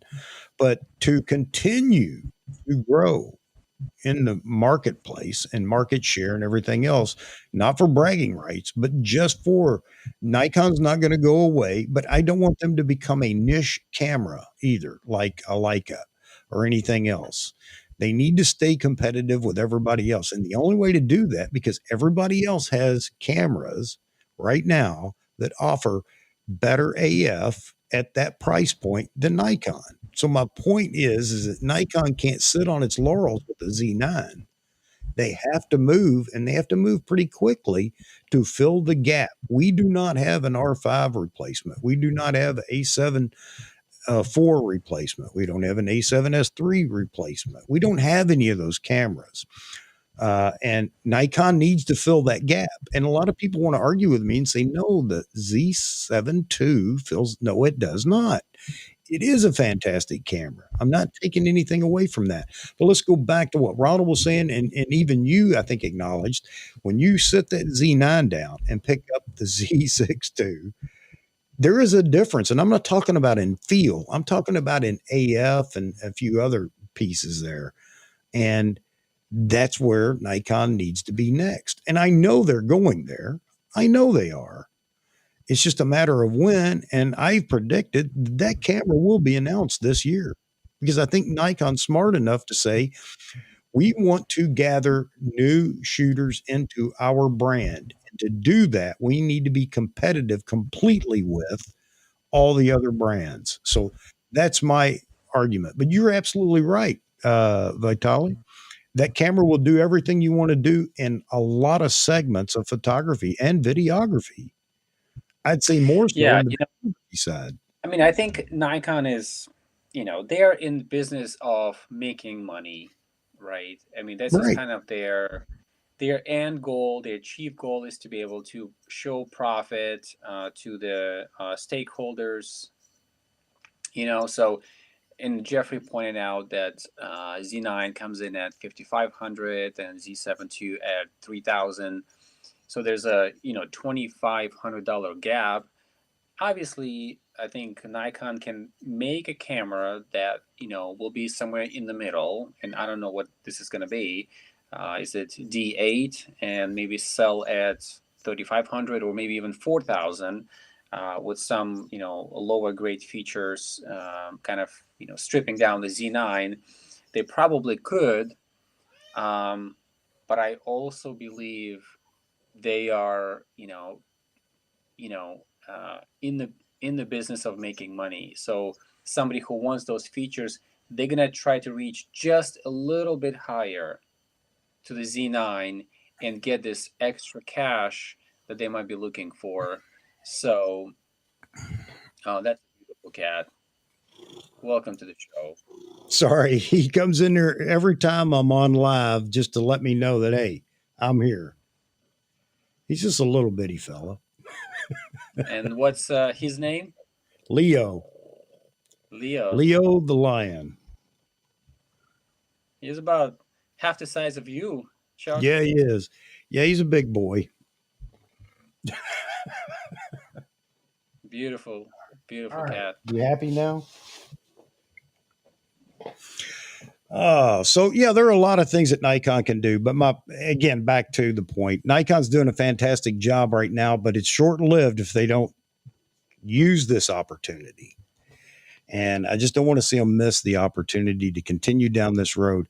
There has to be something in that prosumer price point because you got a lot of people out there right now waiting. They're not going to buy the Z7 II, or they already have the Z7 II and they want to upgrade. So a lot of things in the firmware update that we get, hopefully we get that, and hopefully it's soon, is going to tell us a lot. Because if they can make the autofocus, and I'm harping on that because that's what is selling cameras right now. Unfortunately, look at every reviewer out there. The first thing they're hammering on a Nikon, have been up until the Z9, is on autofocus. And do we listen to reviewers? Well, they're selling cameras because Nikon gets the bottom of the pitch every time that they're talking about brands. So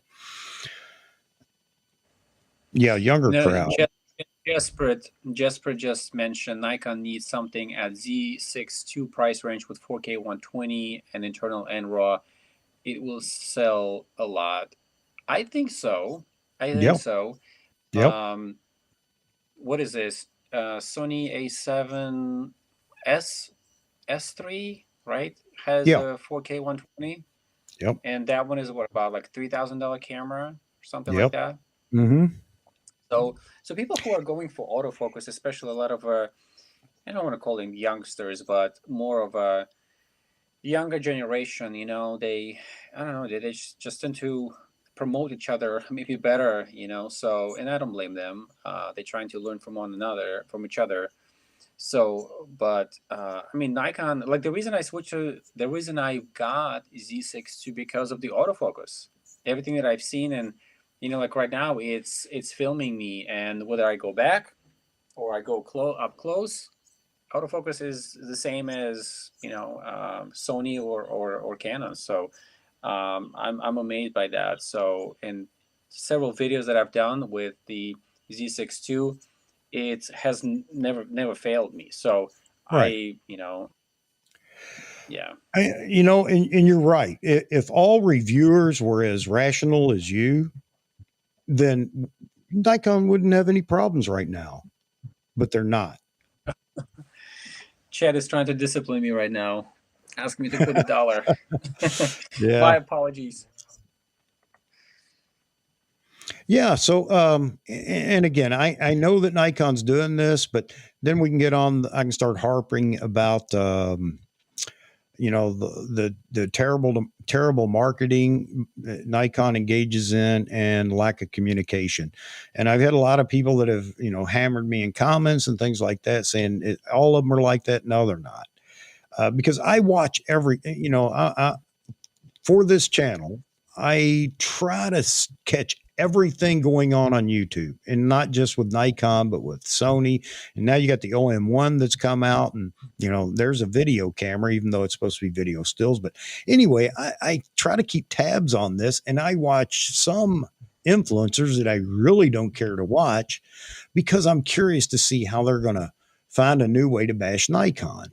The problem with all that is it's not steering anybody to Nikon. It's steering a whole new generation of shooters away from Nikon.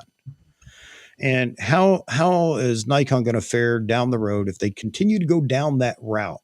How many people you got to bring people into the brand so they grow within the brand. How hard is it to get people to jump ship from one brand to another? I know that it happens, but it's not happening with Nikon as often as it has with Sony and with Canon. Okay. Now, I think we can all agree on that. How many Nikon shooters? Now, Ronald talked about, he has no desire to leave Nikon, but he's another rational individual. I didn't leave Nikon and go to Canon or Sony, but would I like Nikon to have some of the capabilities that those brands have? Yes. And the Z9 finally brings it to us. So video, I think if you go to, if somebody who's looking to get into camera, and I had recently a friend of mine asking me, she's looking for, to get some sort of a budget camera that has a good autofocus and whatnot. And, and when I'm talking about budget camera, I'm thinking of like, what is it? Canon M50 that has a good autofocus. You know what I mean? And I'm not going to send her down to buy a $2,000 camera because, I'm just trying to be helpful in knowing, Okay. I guess maybe there is a ZFC now on the market that is very similar when it comes to AF, which is great now. But if you're looking at somebody who's looking to get into video or photo, and you simply go to B&H or Amazon, and you type Canon, Sony, or Nikon, people are going to go by the 5-star ratings and number of reviews. Yeah. And you will see that Sony and Canon, they do have more reviews, and I'd say unfortunate, but that's the fact. You know what I mean? Right. So, and kind of people looking at that information, they're like, okay, so this must be the camera to go. Yeah, absolutely. So again, a new shooter that's, he wants more than his cell phone because he likes video, or he likes, looking at all the stills that people are posting.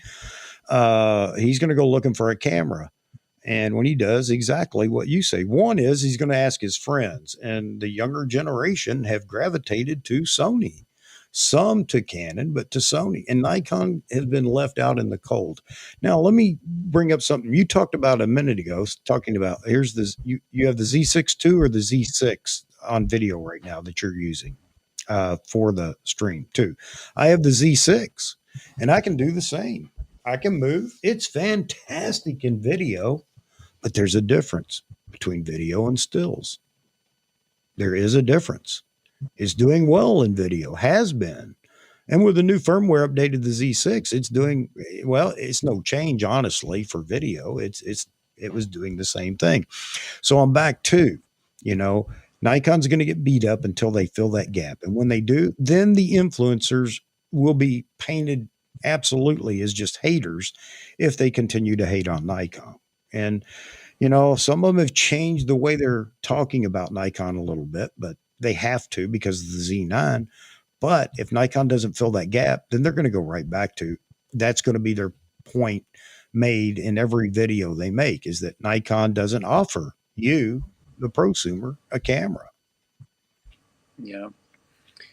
Thanks for joining, Jeffrey. I hope your spouse feels better soon.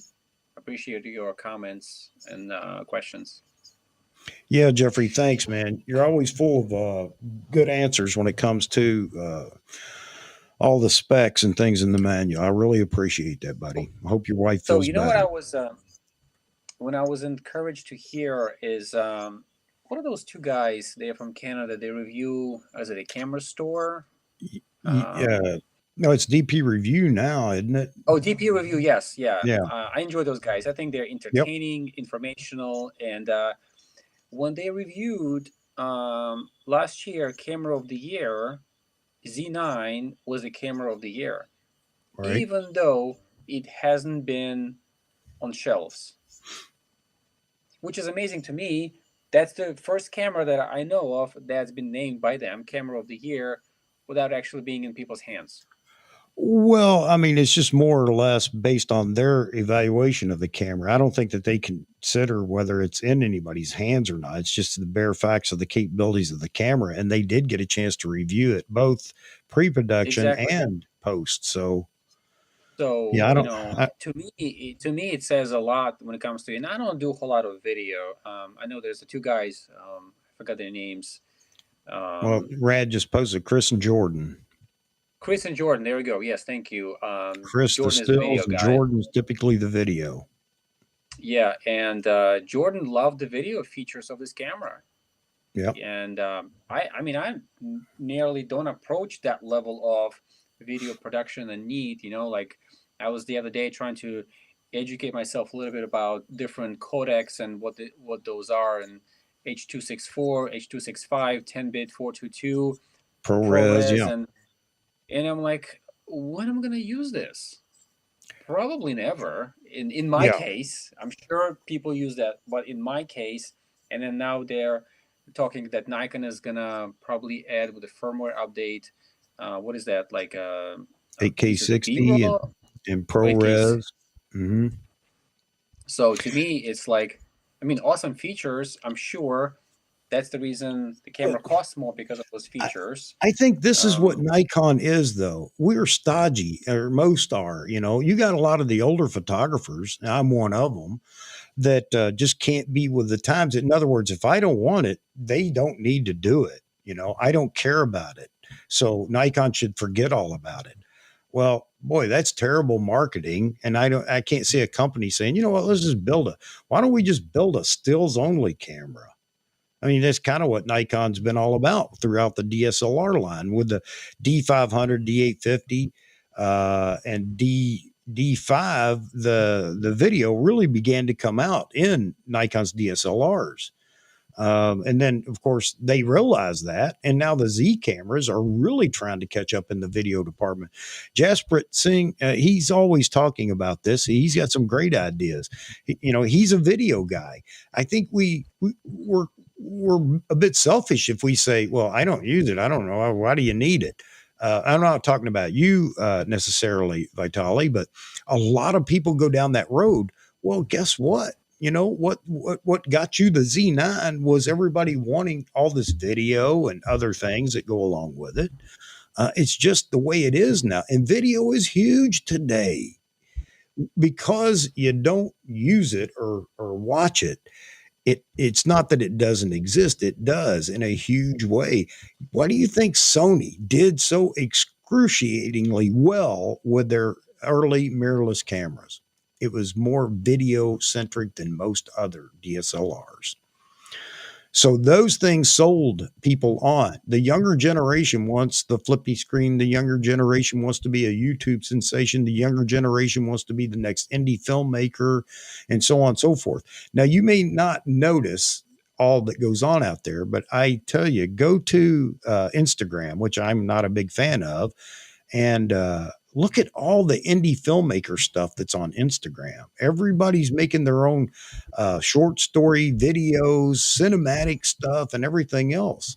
It's amazing. And they're using hybrid cameras. They're not using dedicated cine cameras. Some will, but the kid that just wants to get into that, he's not buying a cine camera. He's looking for the best hybrid camera to do that for the least amount of money, if you will. And we got to consider that. I know Nikon has done that because look at what we're getting now. They know what the future is. It's not that stills are going away, but for hobbyist shooters and things like that, stills aren't as big anymore as the video side of the house. For professional shooters like yourself and others, for weddings and all, yeah, stills are that's it. That's the meat and potatoes.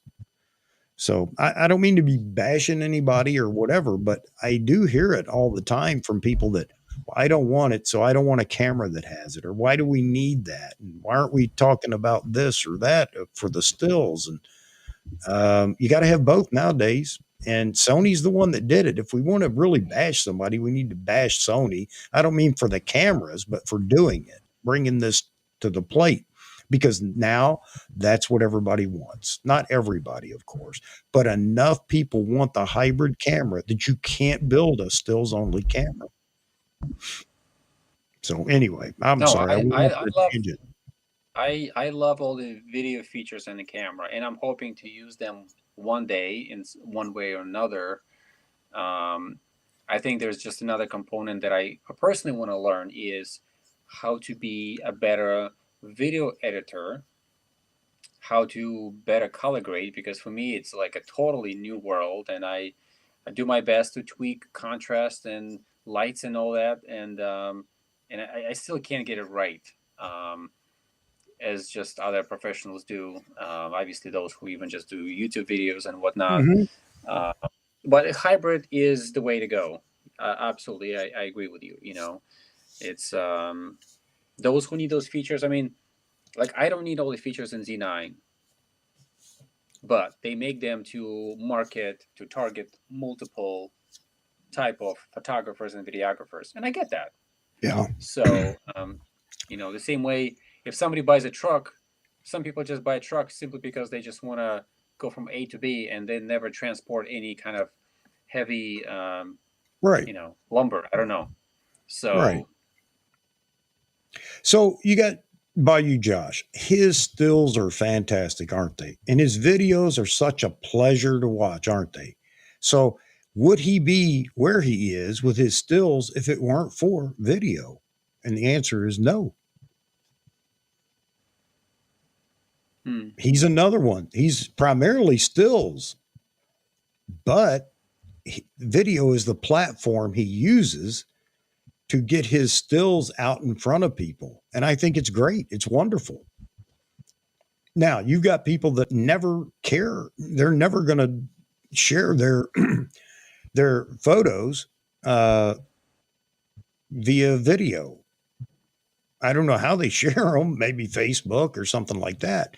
But that's all you're left with to showcase your work if that's what you want to do. So hybrid cameras are here to stay. I don't think anybody disagrees with that. And we need the same capabilities in our hybrid cameras that other brands have, just again to stay competitive. And why am I on this kick to save Nikon? Because Nikon isn't dying and everything else. I don't know. But I know that there aren't many people that will go down this road and talk about it this way. And I'm going to continue to do it as I watch Nikon go through this process, and I'm going to bash them when they don't go the right way and praise them when they do. I praise them for the Z9. It's a fantastic camera. But when it goes away, when all the hoopla goes away, when the R1 comes out and everything shifts to the R1 because of its capabilities, and then Nikon's kind of old news again, So my point again is Nikon has to fill out that roster of cameras as much as they're doing with the lens lineup, which they're doing a good job on the lens lineup. If I would give them kudos for what they're doing with the lenses right now. So a lot of people talk about Nikon's colors. I agree. I love their color science and everything else. Now let's just put it to use in video as well as the stills. So, all right, I'll quit for a minute. Sorry, folks. I was thinking, Chuck, about how when Nikon started their Z line, they created a roadmap for lenses. Right.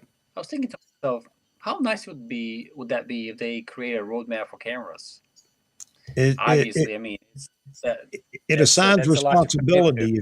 If it assigns responsibility, then you're telling people and one of the things that Nikon must pride itself on is they don't leak anything. Any leaks you see in Nikon rumors are probably coming from the company itself. That's their marketing plan, I guess. But they don't signal anything on cameras typically. And to build a roadmap for cameras, I brought that up the other day too. Not that Nikon should do it because that isn't going to happen, at least anytime soon that I can see. But it would be nice if they had a roadmap for cameras. Look at Canon. Canon has signaled over and over in the last 6 months or 5 months or 4 months what their plans are. So everybody says, well, they're no different. Nikon's no different. Yeah, they are. Has Nikon talked to anybody lately about what's on the drawing board or that even a peek into there might be something? No. But don't let that fool you because that is Nikon. I still say that camera has been in development, the Gap camera. It's been in development, and I expect that we will get a development announcement, probably late spring. And I may be absolutely wrong. I wouldn't be surprised because I'm trying to remember, when did Nikon make development announcement for the Z9? Do you recall? Yeah, March of last year, because that's when I called my camera store and asked them if they'd put me on the list. And they said, well, it's not been announced. And I said, well, B&H already has a placeholder on their site. And anyway, so March. This is when they made only the development announcement, right? Mm-hmm. So by that time, they already had a camera in place. They already had all the tech figured out for the most part. They had a sensor ready to go. They had a picture to go, and they were, starting to ramp up their advertising slowly, maturely. So there was no advertising until the teasers came out. Well, what I mean, I'm sorry, not advertising, but more of just, some specs started to leak little by little. Things were starting to come out from somewhere. Right. So I'm pretty sure by now they have a prototype of whether it is Z8 or some sort of a Z500, if you will. Yeah. And it's, they probably, there's so much happens in the background when it comes to figuring out the marketing strategy and the date and time frame when to push, and still trying to ride the wave of success of Z9 at the same time. So there's just so many moving parts. These companies are smarter than me to figure things out. I can only dream and speculate what's going to come out, but I think at the end of the day, we just have to leave it in their hands and just be patient. No, you're absolutely right. One, can we influence anything? Probably not, but I'm doing my best. Okay. I'm going to keep vocalizing. Fantastic. You are doing fantastic. I'm going to keep vocalizing what they should do. I'm not saying that I have the right answers, but maybe it will spur them to put out some real information. But yes, that camera is in development. There's no doubt about it. The Z9 was in development long before it was announced. It was in development. And how do we know that? Because B&H had a picture of it. They put up on their website. Well, isn't that amazing? It's in development, and there's the picture of it. I can't tell you if it changed any. I don't know that it did. So that's kind of, interesting, but I know that this camera is in development, and all I will say is Nikon needs to make sure that they move on it sooner rather than later. Again, Don't let any more people go to the other brands. Let Nikon be known as a brand that you can grow into, and it will continue to grow and develop. One camera does not do that, but multiple cameras heading in the right direction give people comfort in the fact that Nikon is on the leading edge and will continue to provide you with what you need down the road. So that camera has to come out before too awfully long. But Nikon is going to drag this out, and then who knows? I just think that they could signal a little better in their marketing. You know, again, Canon did. Canon said leaked, and we got 3 cameras coming out. Wow! And over in the Nikon camp, it's hang on, I got it here. I think. There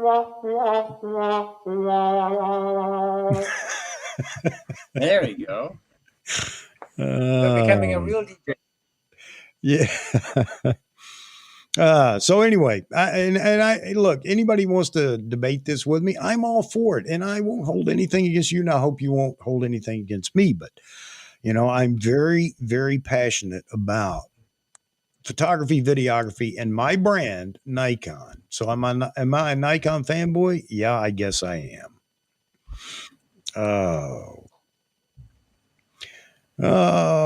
So anyway, I'm sorry, Vitalij. I went off on a tangent. Next time I have a pet, a new pet in my family, I'll call him either Nikon or Z9. Oh, but yeah, I think what's his name? Oh boy, they're a couple in Connecticut. They do videos. Tony and Chelsea. Tony and Chelsea. I think one of their pets, something they refer to several times as a pixel or something like that. Yeah, which is kind of neat. I seem to remember that too. Anyway. Yeah, and I didn't mean to take you away from wedding photography and your Z9 experience either, but it's just so easy for me to go off on that subject. It really is.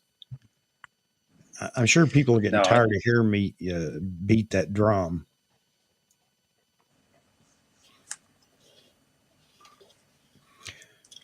So what say you in the audience?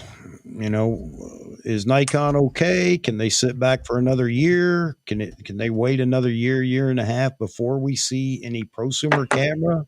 I understand being patient, which I'm often not, but I understand the concept of patience. But I mean, do you really think it does Nikon a lot of good to wait another year before announcement of those gap cameras? Can you ask another question? Sure. One thing I don't know why Nikon wouldn't do is in the video, for those who use videos, how hard would that be to add a tally light to a camera?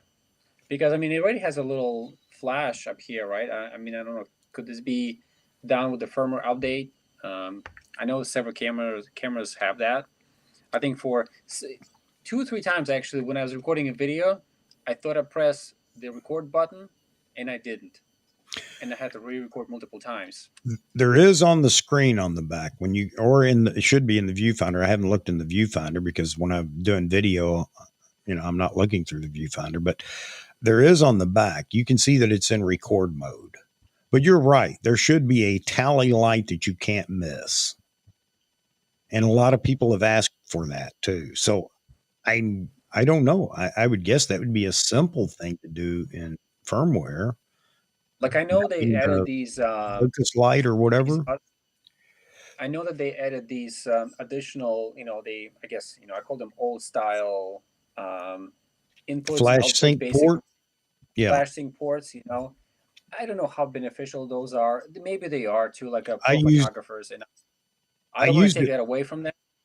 You used it, right? So like, I'm thinking if this is no longer needed, I mean, there's still, I feel like room on a camera to add additional light somewhere here, maybe even at the bottom that will flash. But again, obviously the internals of the camera, you know, have to work together and have enough room for it. But, so the light blinks, the flash assist light or whatever blinks when you're in, oh shoot, what do you call it?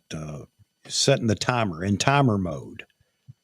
You notice that when you take a Yes. photo on timer mode, the flash assist light blinks, telling you it's counting down. I don't know why they couldn't somehow use that to be a tally light. So you're right.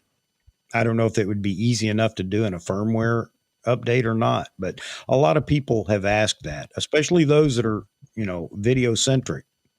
And there are some video centric people with the Z9. They are looking at it as a cinema camera, right? Well, you know what I mean when I say cinema, a video camera more so than stills. Now, I'd say there are fewer than the stills shooters, but there are some that like the video specs in this camera and that it's in body recording rather than external. So, and I'll tell you, that was nice out at the track the other day to be able to dial in whatever I wanted to shoot and record internally. That was huge. Just out of curiosity, which mode did you use to record videos? I shot in, well,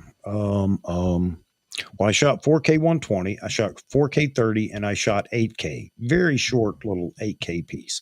But I shot in 265 8-bit. How did it do on your processing on your machine? No problem whatsoever. I could scrub the video in 4K 120. It never slowed down or anything. I thought it was amazing. I hadn't done a lot of heavy lifting on the video. I only used it to slow down the 4K 120 so that you could actually see 4K and 120. 8K, I didn't do anything, but it played it with no problem. It uploaded in no time. But then again, I didn't have 20 minutes of footage in 8K or anything like that. I don't know what it would do, but I have a 2019 Mac, spec'd out. It's not the M1 chip, but it didn't have any trouble with that little short segments of video that I had. I think I have now a new appreciation for the 4K. I think for the longest time, I have a 4K TV at home. My Mac is 5K, and it looks great, and I have just regular 1080 TV at home also. So whenever you're playing 4K videos, it's not as noticeable. But what I'm trying to say is that I was at my friend's house, and he was on my YouTube channel and played one of my videos that I recorded in 4K. And that 4K looked so different. It was just so crisp and sharp that my TVs, for some reason, at home don't show that. Maybe I have a cheaper televisions. I don't know. But it was made by Sony TV, but it was just, like I have a new appreciation for 4K now. I'm amazed. Well, that and the fact that you can, crop in 4K and do a whole lot more in the editing process in 4K, and it holds up well. But yeah, I mean, you can see the difference between 4K. I can see the difference between 4K and HD, or 1080. And 4K is the new standard. Again, whether we like it or not, it's the new standard. So guess what? Yeah. 2 years from now, 8K will be the next standard. I see there's a question from Chad about what do I use for the second body when I shoot weddings. So prior to the Z9, so I had the Z6 II for 18 months now, and prior to that, I've had a D500, which is probably one of the best cameras at that time that I've had. And I was kind of really sad a little bit to sell it because I really had no complaints about that camera, but I wanted to switch to a full frame camera, just to see what was all the hype about, for full frame cameras. So, and so that's kind of my journey. Is that D500? Oh, so Chuck, would you please send this to me? I couldn't get rid of it. That was a question I had a week or so ago. Is I've got to start thinking about what am I going to liquidate for the next purchase. I can't afford to collect. I realize I'm not a camera collector. Yep. Like there are things, if they're sitting and have value, and I want to jump to, another model, I'm just gonna let it go. I'm gonna think through this. I'm gonna rationalize, but at the end of the day, if I don't need it, I'm gonna let it go, because Yeah. I think I might have gotten like maybe 40% of the value of the camera since when I bought it, which is Yeah. pretty good if I use it for 5 years. Yeah. So, so hopefully, chat, this answers your question.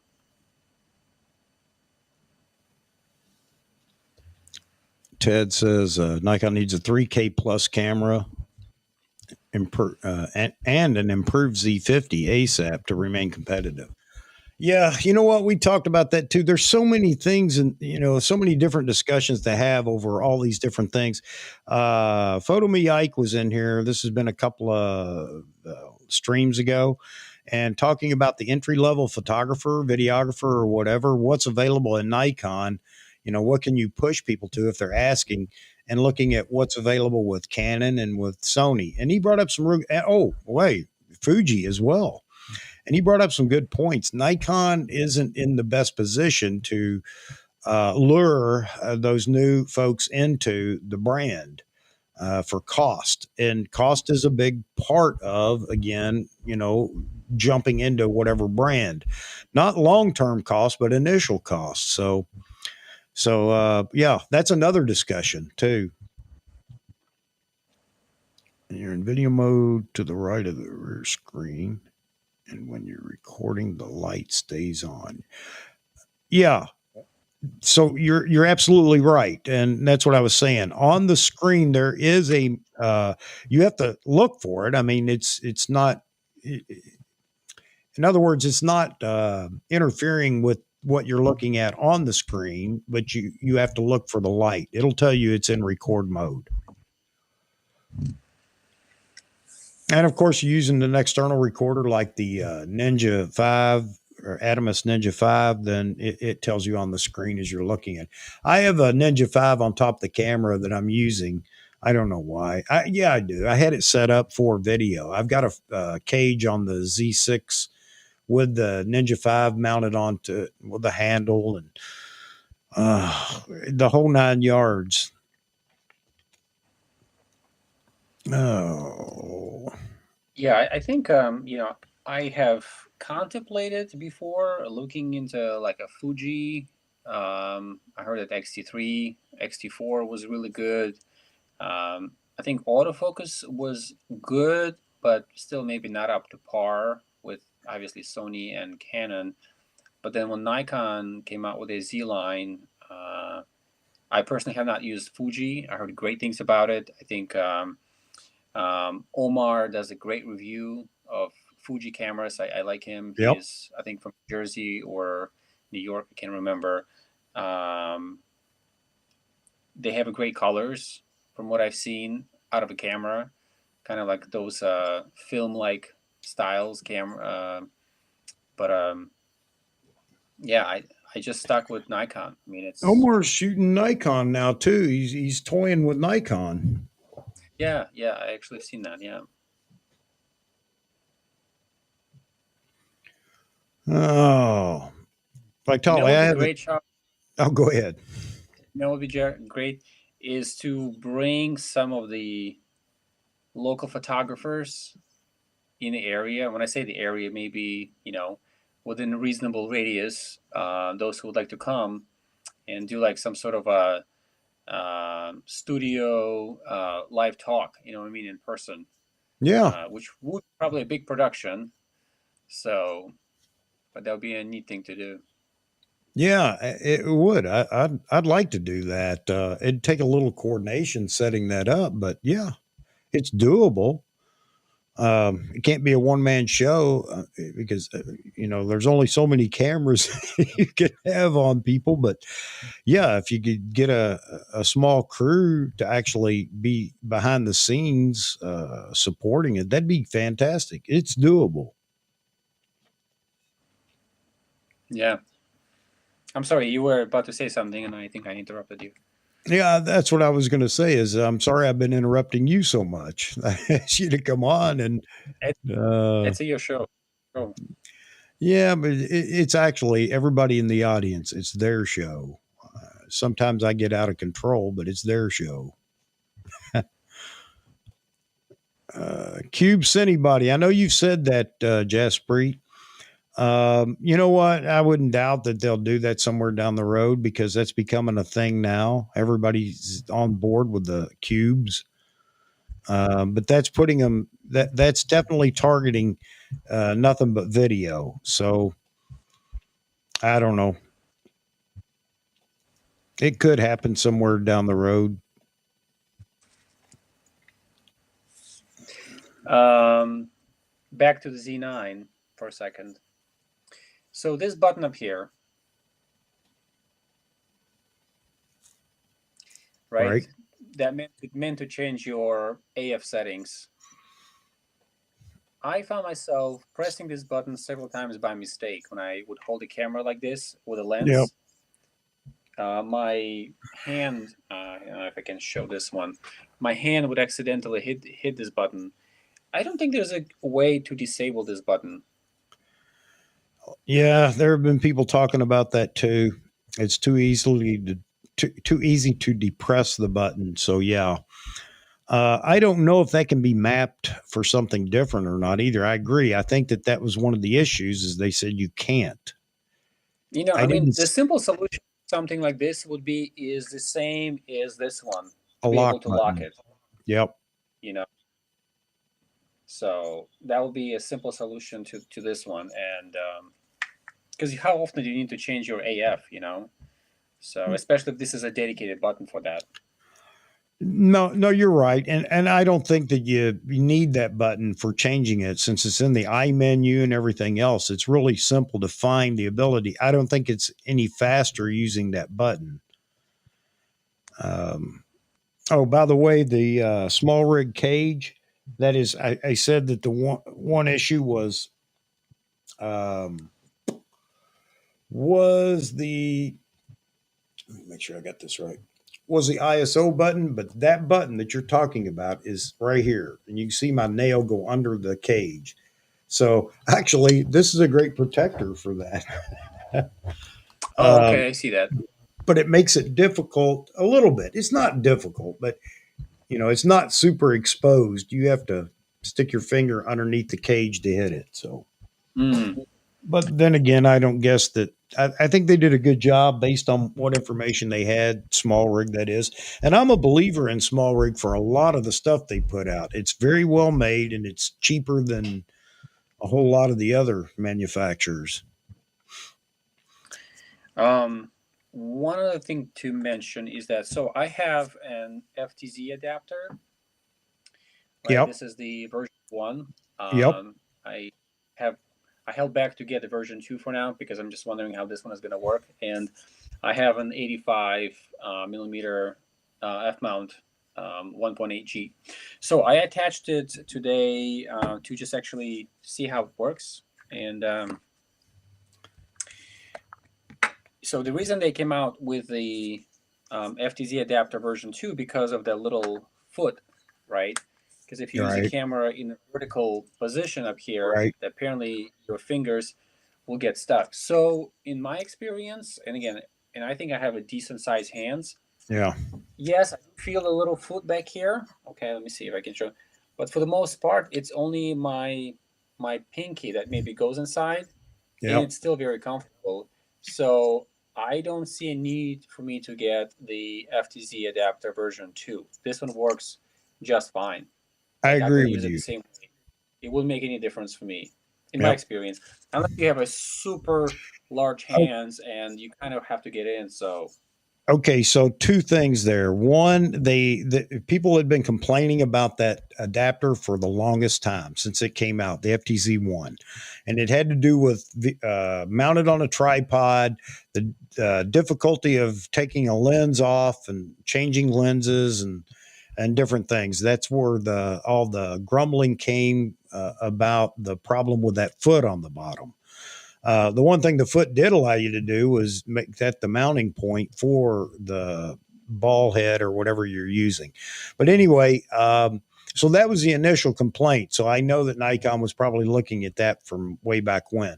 Then when they developed the Z9 and somebody, threw that on the Z9 body and realized, ooh, that's cramping that space between the grip and the FTZ1. I'm sure that really energized them to come out with the FTZ2 quickly, because they didn't want to go down that road again with, one more thing to complain about Nikon. Why couldn't they do this?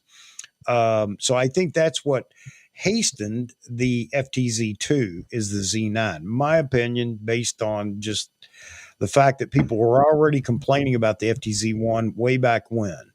And yes, I put mine on. I'm not getting the FTZ2. Don't need to. It doesn't do anything different. It's just the difference in the foot and no foot.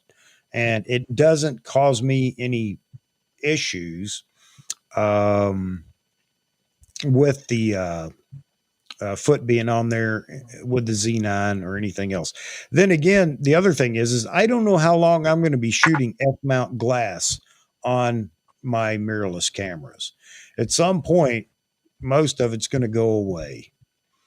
As I continue to grow my mirrorless glass stockpile, and I don't know how long I'll have DSLRs. I know a lot of people are going to keep theirs forever, maybe, but I don't know. For me, I have to sell one thing to move on to the next. I know you were talking about the same thing. I'm not so attached that I can't let go of these. My 200 F2, that's going to be a hard one to part with, though. That's just, I don't know. It's a magic lens. Yeah, I've never used that one before, so I'm sure it's has a great image quality on it.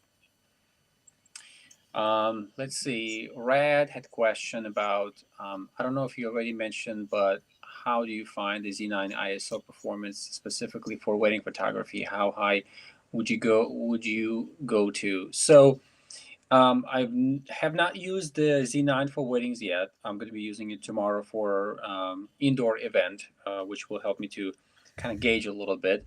But I use my Z6 II for weddings. And again, it's a smaller, it's 24 megapixel camera. Typically, ISO performance is a little bit better with, less megapixels.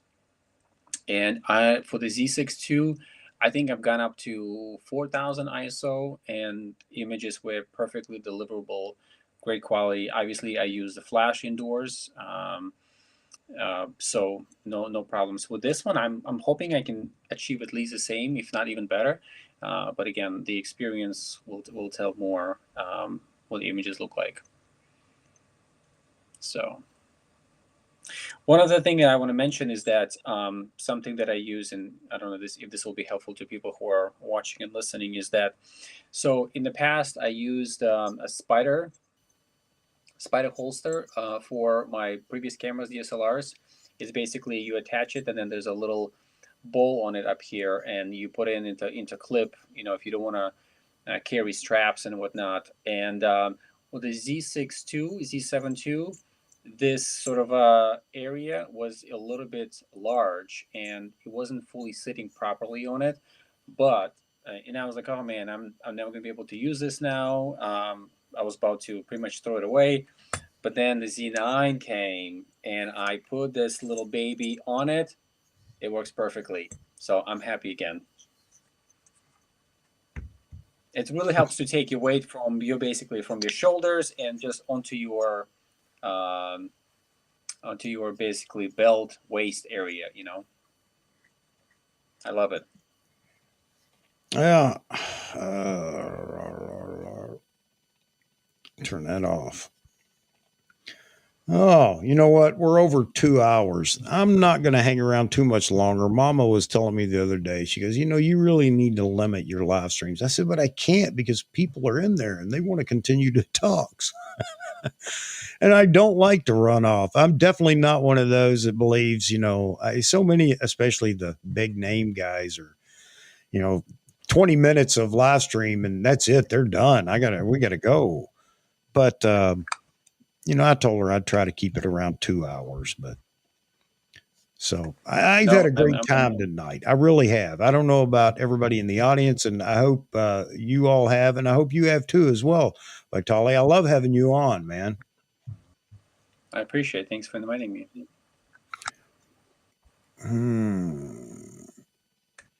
Any other questions or anything anybody's got? Not just questions, opinions or comments you want to throw out there. By all means, do so. That's what this is about. Just us chatting cameras. Whether it's video, stills, or whatever. Obviously Nikon centric, but that's okay. You shoot something different, that's fine. Go, Chad. Chat.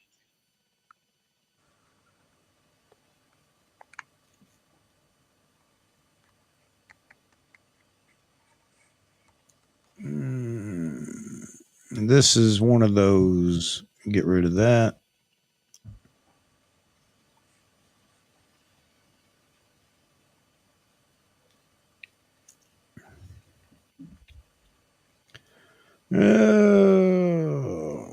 You shoot. When are you shooting your event, Vitalij? I'm sorry. When are you shooting your? Is it a birthday party or an event you said you had coming up? Yeah, it's a friend's 30th birthday party. So I expect lots of adults, lots of celebration, Yeah. and it's going to be at a brewery, which interesting. So, and I've been to the brewery several times. It's a nice place here in Hartford area. So, Okay, great, man. Looking for feedback. Want to know how it goes with the Z9. okay, Chad has a question. I remember you doing a video in 24-70 f2.8. Have you looked at the f4 or 24-120 f4? So I have considered this, Chad. The reason I went with 2.8 is primarily because I do a lot of indoor events, and the low light for me is very important. This is not to say that ISO cannot go too high on these cameras. It can, but I think I'm trying to keep ISO damage to a minimum, and just spending a little bit more on the 2.8 version, which also a little bit heavier, I would say, than f4 or 24-120 f4. But I find that, again, I have not compared the image quality. I've heard from other people say that f4 24-70 has a great image quality, and I don't argue that.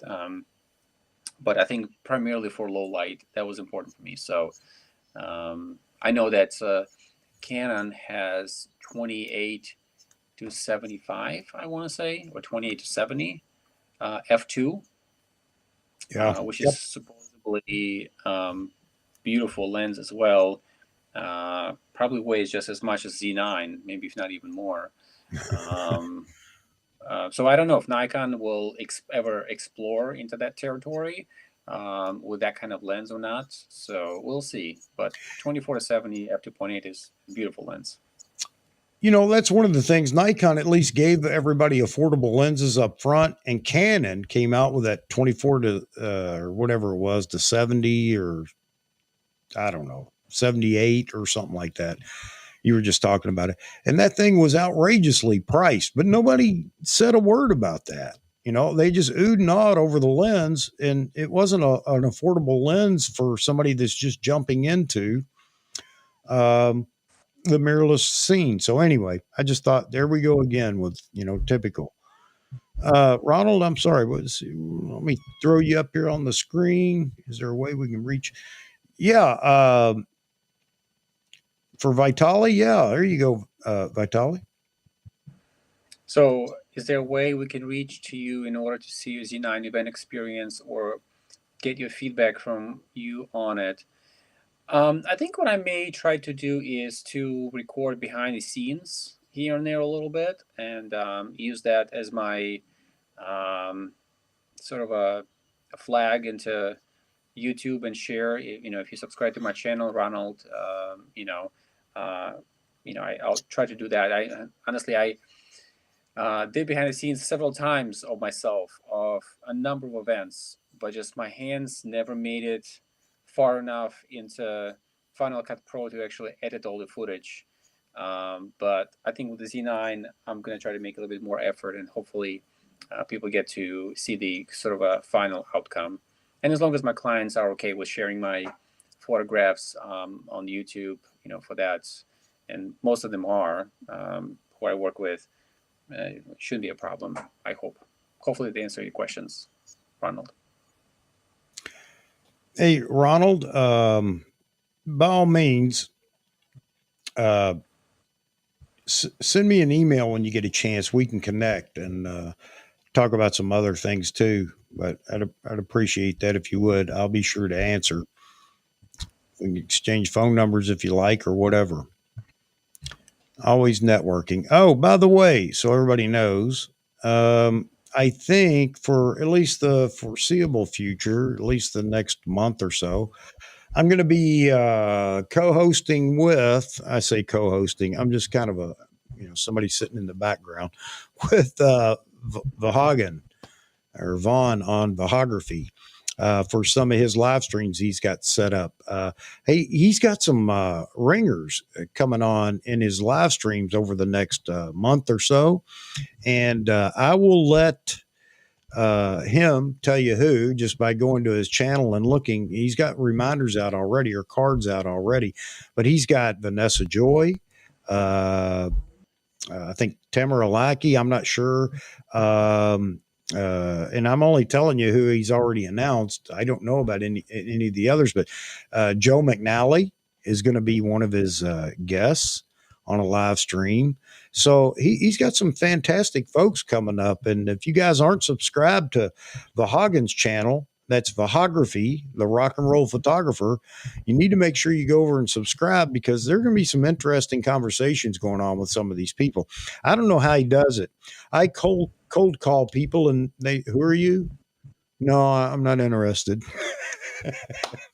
So, but he's got something going for him, and I think it's great. So those are coming up over the next few weeks, and who knows who else he's going to find that's going to come on the show. So just throwing that out there so you guys know. He has a great number of photographers joining his show, and I very much enjoy watching it. Again, I don't know how he gets a hold of it or people, if he just emails them or calls them. So, but it looks like he got a magic wand somehow. He does it.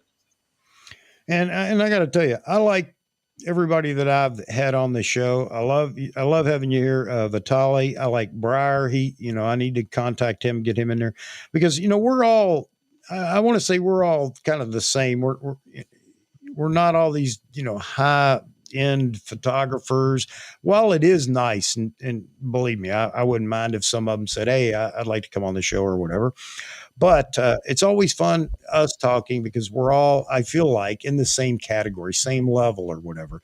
And I'm not putting anybody down that may think, well, I'm better than you or whatever. No, it's always a good conversation. It seems like we pander to the big names, and I don't like that. I don't want to do that. I want to just have a conversation with you guys in the chat and everything else, which is the reason I got this crazy phone that you guys don't want to call. I'm just kidding. Well, but anyway, Chuck, AP Studios is a big name in my household. Well, thanks. I appreciate that. Super great news to tell you. We'll have to wait till tomorrow, Mr. Mike. All right, brother. I'm definitely up to hear about it. I'm wondering if it's Stork bringing a new camera. I don't know. We shall see. Roy, yeah, sorry, man, you got in here late because we're getting ready to wrap it up. But I always enjoy you being in here too. I enjoy everybody being in here. Okay, so if I don't mention your name, I didn't enjoy or don't enjoy you being in here. I do, and every one of you have a voice. You just got to use it, man. That sounds like some corporate HR stuff right there, doesn't it? I hear my wife say that. She's an HR exec.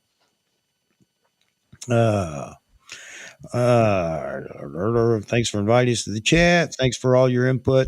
I don't know what input I have, but I like being self-deprecating. So anyway, I do appreciate it though, you being here and all the kind words. So, and my wife got on me about this. Okay. So I'm really actually embarrassed to go down this road, but if you like what we do, please drop a like on the channel and as you go out. And oh yeah, the subscriptions. He goes, you don't ask for subscriptions enough. I don't know. I figure you'll subscribe if you want to. So anyway, uh, please subscribe if you want to, and drop a like on your way out. It does make me feel good, though. I'll tell you that.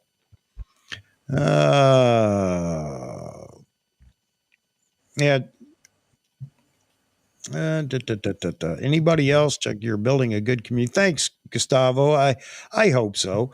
You know what? You guys are what make the community, and there's no fights going on in the chat and people calling everybody names like some of the chats that I've been in or whatever. But you guys are great, and you know what? If this is all that we ever get in here and keeps the riffraff out, then I'm okay with that. But anyway, enough of all that. I appreciate you all coming in, being here, and staying so late for some folks or being so early for others. I just can't tell you how humbled I am that anybody even wants to hear me. So, with that said, I will turn it over to Mr. Vitalij for any outro he wants to make. And by all means, go to his channel and subscribe. You will like it. I guarantee it. His video production is fantastic. His information and content is great. And he's going to continue to put out more videos on the Z9. So if you're interested in that, make sure you check him out. Now, to you, Mr. Vitalij, sell yourself, mister. Well, thanks, Chuck. I appreciate it for inviting me to to your show again. I always enjoy it. I frequently just chime in when I'm getting ready for bed, 9 o'clock, and I listen to Chuck and the rest of the crew. It's very enjoyable, usually at the end of the day, Saturday or so. And I'm looking forward to continue using the Z9 and put as much content as I can, as my time allows me to. If people want me to test something out, just let me know on my channel. I'll do my best to find the resources and whatnot, and just share with the community. I think this is one of the things that Chuck does, is to be able to bring community together, and it's great to be able to talk about just things that we enjoy, the hobby, whether it's your hobby or it's your livelihood. It's all ties in back to creating either stills or videos, and it just becomes part of your hopefully family memories and whatnot, and shared knowledge of how cameras makes us feel and things that we're learning. And honestly, I feel that I learn more from these kind of chats rather than just from reading the manual, because I get to hear not only how the certain setting works, but does it really actually help people, and are there any options rather than just switching certain modes and whatnot. So Chuck, I just big thank you for bringing the community together, and hopefully we can answer as many questions as come in, and people did not feel like we neglected them to answer in any way. So thanks to you, Chuck. Well, I do appreciate that. Again, I'm humbled. My dad always said, son, you don't have to be the smartest guy in the room. You just need to be surrounded by the smartest people in the room. And I feel that way with you all. I do. And if nothing else, I'm just trying to facilitate it. So I hope everybody continues to enjoy it. Thank you very much, Ted, for that compliment. And I hope everybody continues to feel that way about the channel. If I get off track, just let me know. Every now and then I need a slap in the face to get me back on track. My wife will tell you that. And she makes sure that happens, just like the subscriptions and things like that, or subscribers. So with that said, Roy, I'm sorry you got in here late, brother. I think we're going to pull the plug on it, but you can always go back and rewatch or listen to it as you continue to work, because I've had a lot of people say they just tune in and listen to it in the background. Well, that's fine, because really anything visual here other than Vitalij, I'm not anything to look at. So listening is just fine with us. But make sure you drop some comments, though, every now and then. Let us know you're around. If you have anything you want to talk about specifically in a live stream, let me know, and I'll see if we can't facilitate that as well. So with that said, I don't have anything else other than goodbye and good night to all you wonderful people in the chat. And Vitalij, thank you very much for accepting the invitation late in the game. I really appreciate it. My pleasure. Hey, Caesar, you're welcome. And you guys have a good night. Everybody have a wonderful night. Thank you, Ronald. And I look forward to talking to you some more as well. And I appreciate you calling in and enlightening us with your experience. And we'll make sure we get Vitalij to do the same thing. So if we can't get him on the Thanks, show, maybe guys. we get him on the phone. All right. I appreciate it. Thank you, Hank, everyone. I'm Have a good sorry. night. You had a question there real quick. You seen The Godfather? Yeah, I've seen The Godfather. I've seen all three of them, but it's been a while. So you had something you wanted to liken us to in The Godfather, or I'll wait for that real quick. Yep. I don't know. Hank might have skedaddled. I definitely have to do something with my studio background here with all the junk in the background. Okay, Hank. I don't know. Maybe you're gone now. So again, everybody that's in here right now, thank you very much. God bless you all. Have a wonderful rest of the weekend, and I hope the upcoming week is good for you. Here, we're just waiting for this last cold blast to go through, and then we're going to warm up on Monday, and maybe I can get out and shoot some more with the Z9. Yeah, I hear you, Roy. I've seen it, but it's been a long time ago. Charles, he makes him an offer they can't refuse. Okay, I got it now. All right. Ladies and gentlemen, Agnetha, I haven't seen you for a while. Maybe you're gone, but as always, thank you very much for being in the stream tonight. All right, folks, again, have a great night, and thanks for showing up. I'm humbled that people do show up, and we'll see you Wednesday for those that are going to join Wednesday at 12 noon, and hopefully that's a better time for all the folks that are in Europe. I don't know if it helps out Asia or not, but anyway. All right, that said, quit the long goodbye. Take care, everybody. And again, thanks for showing up.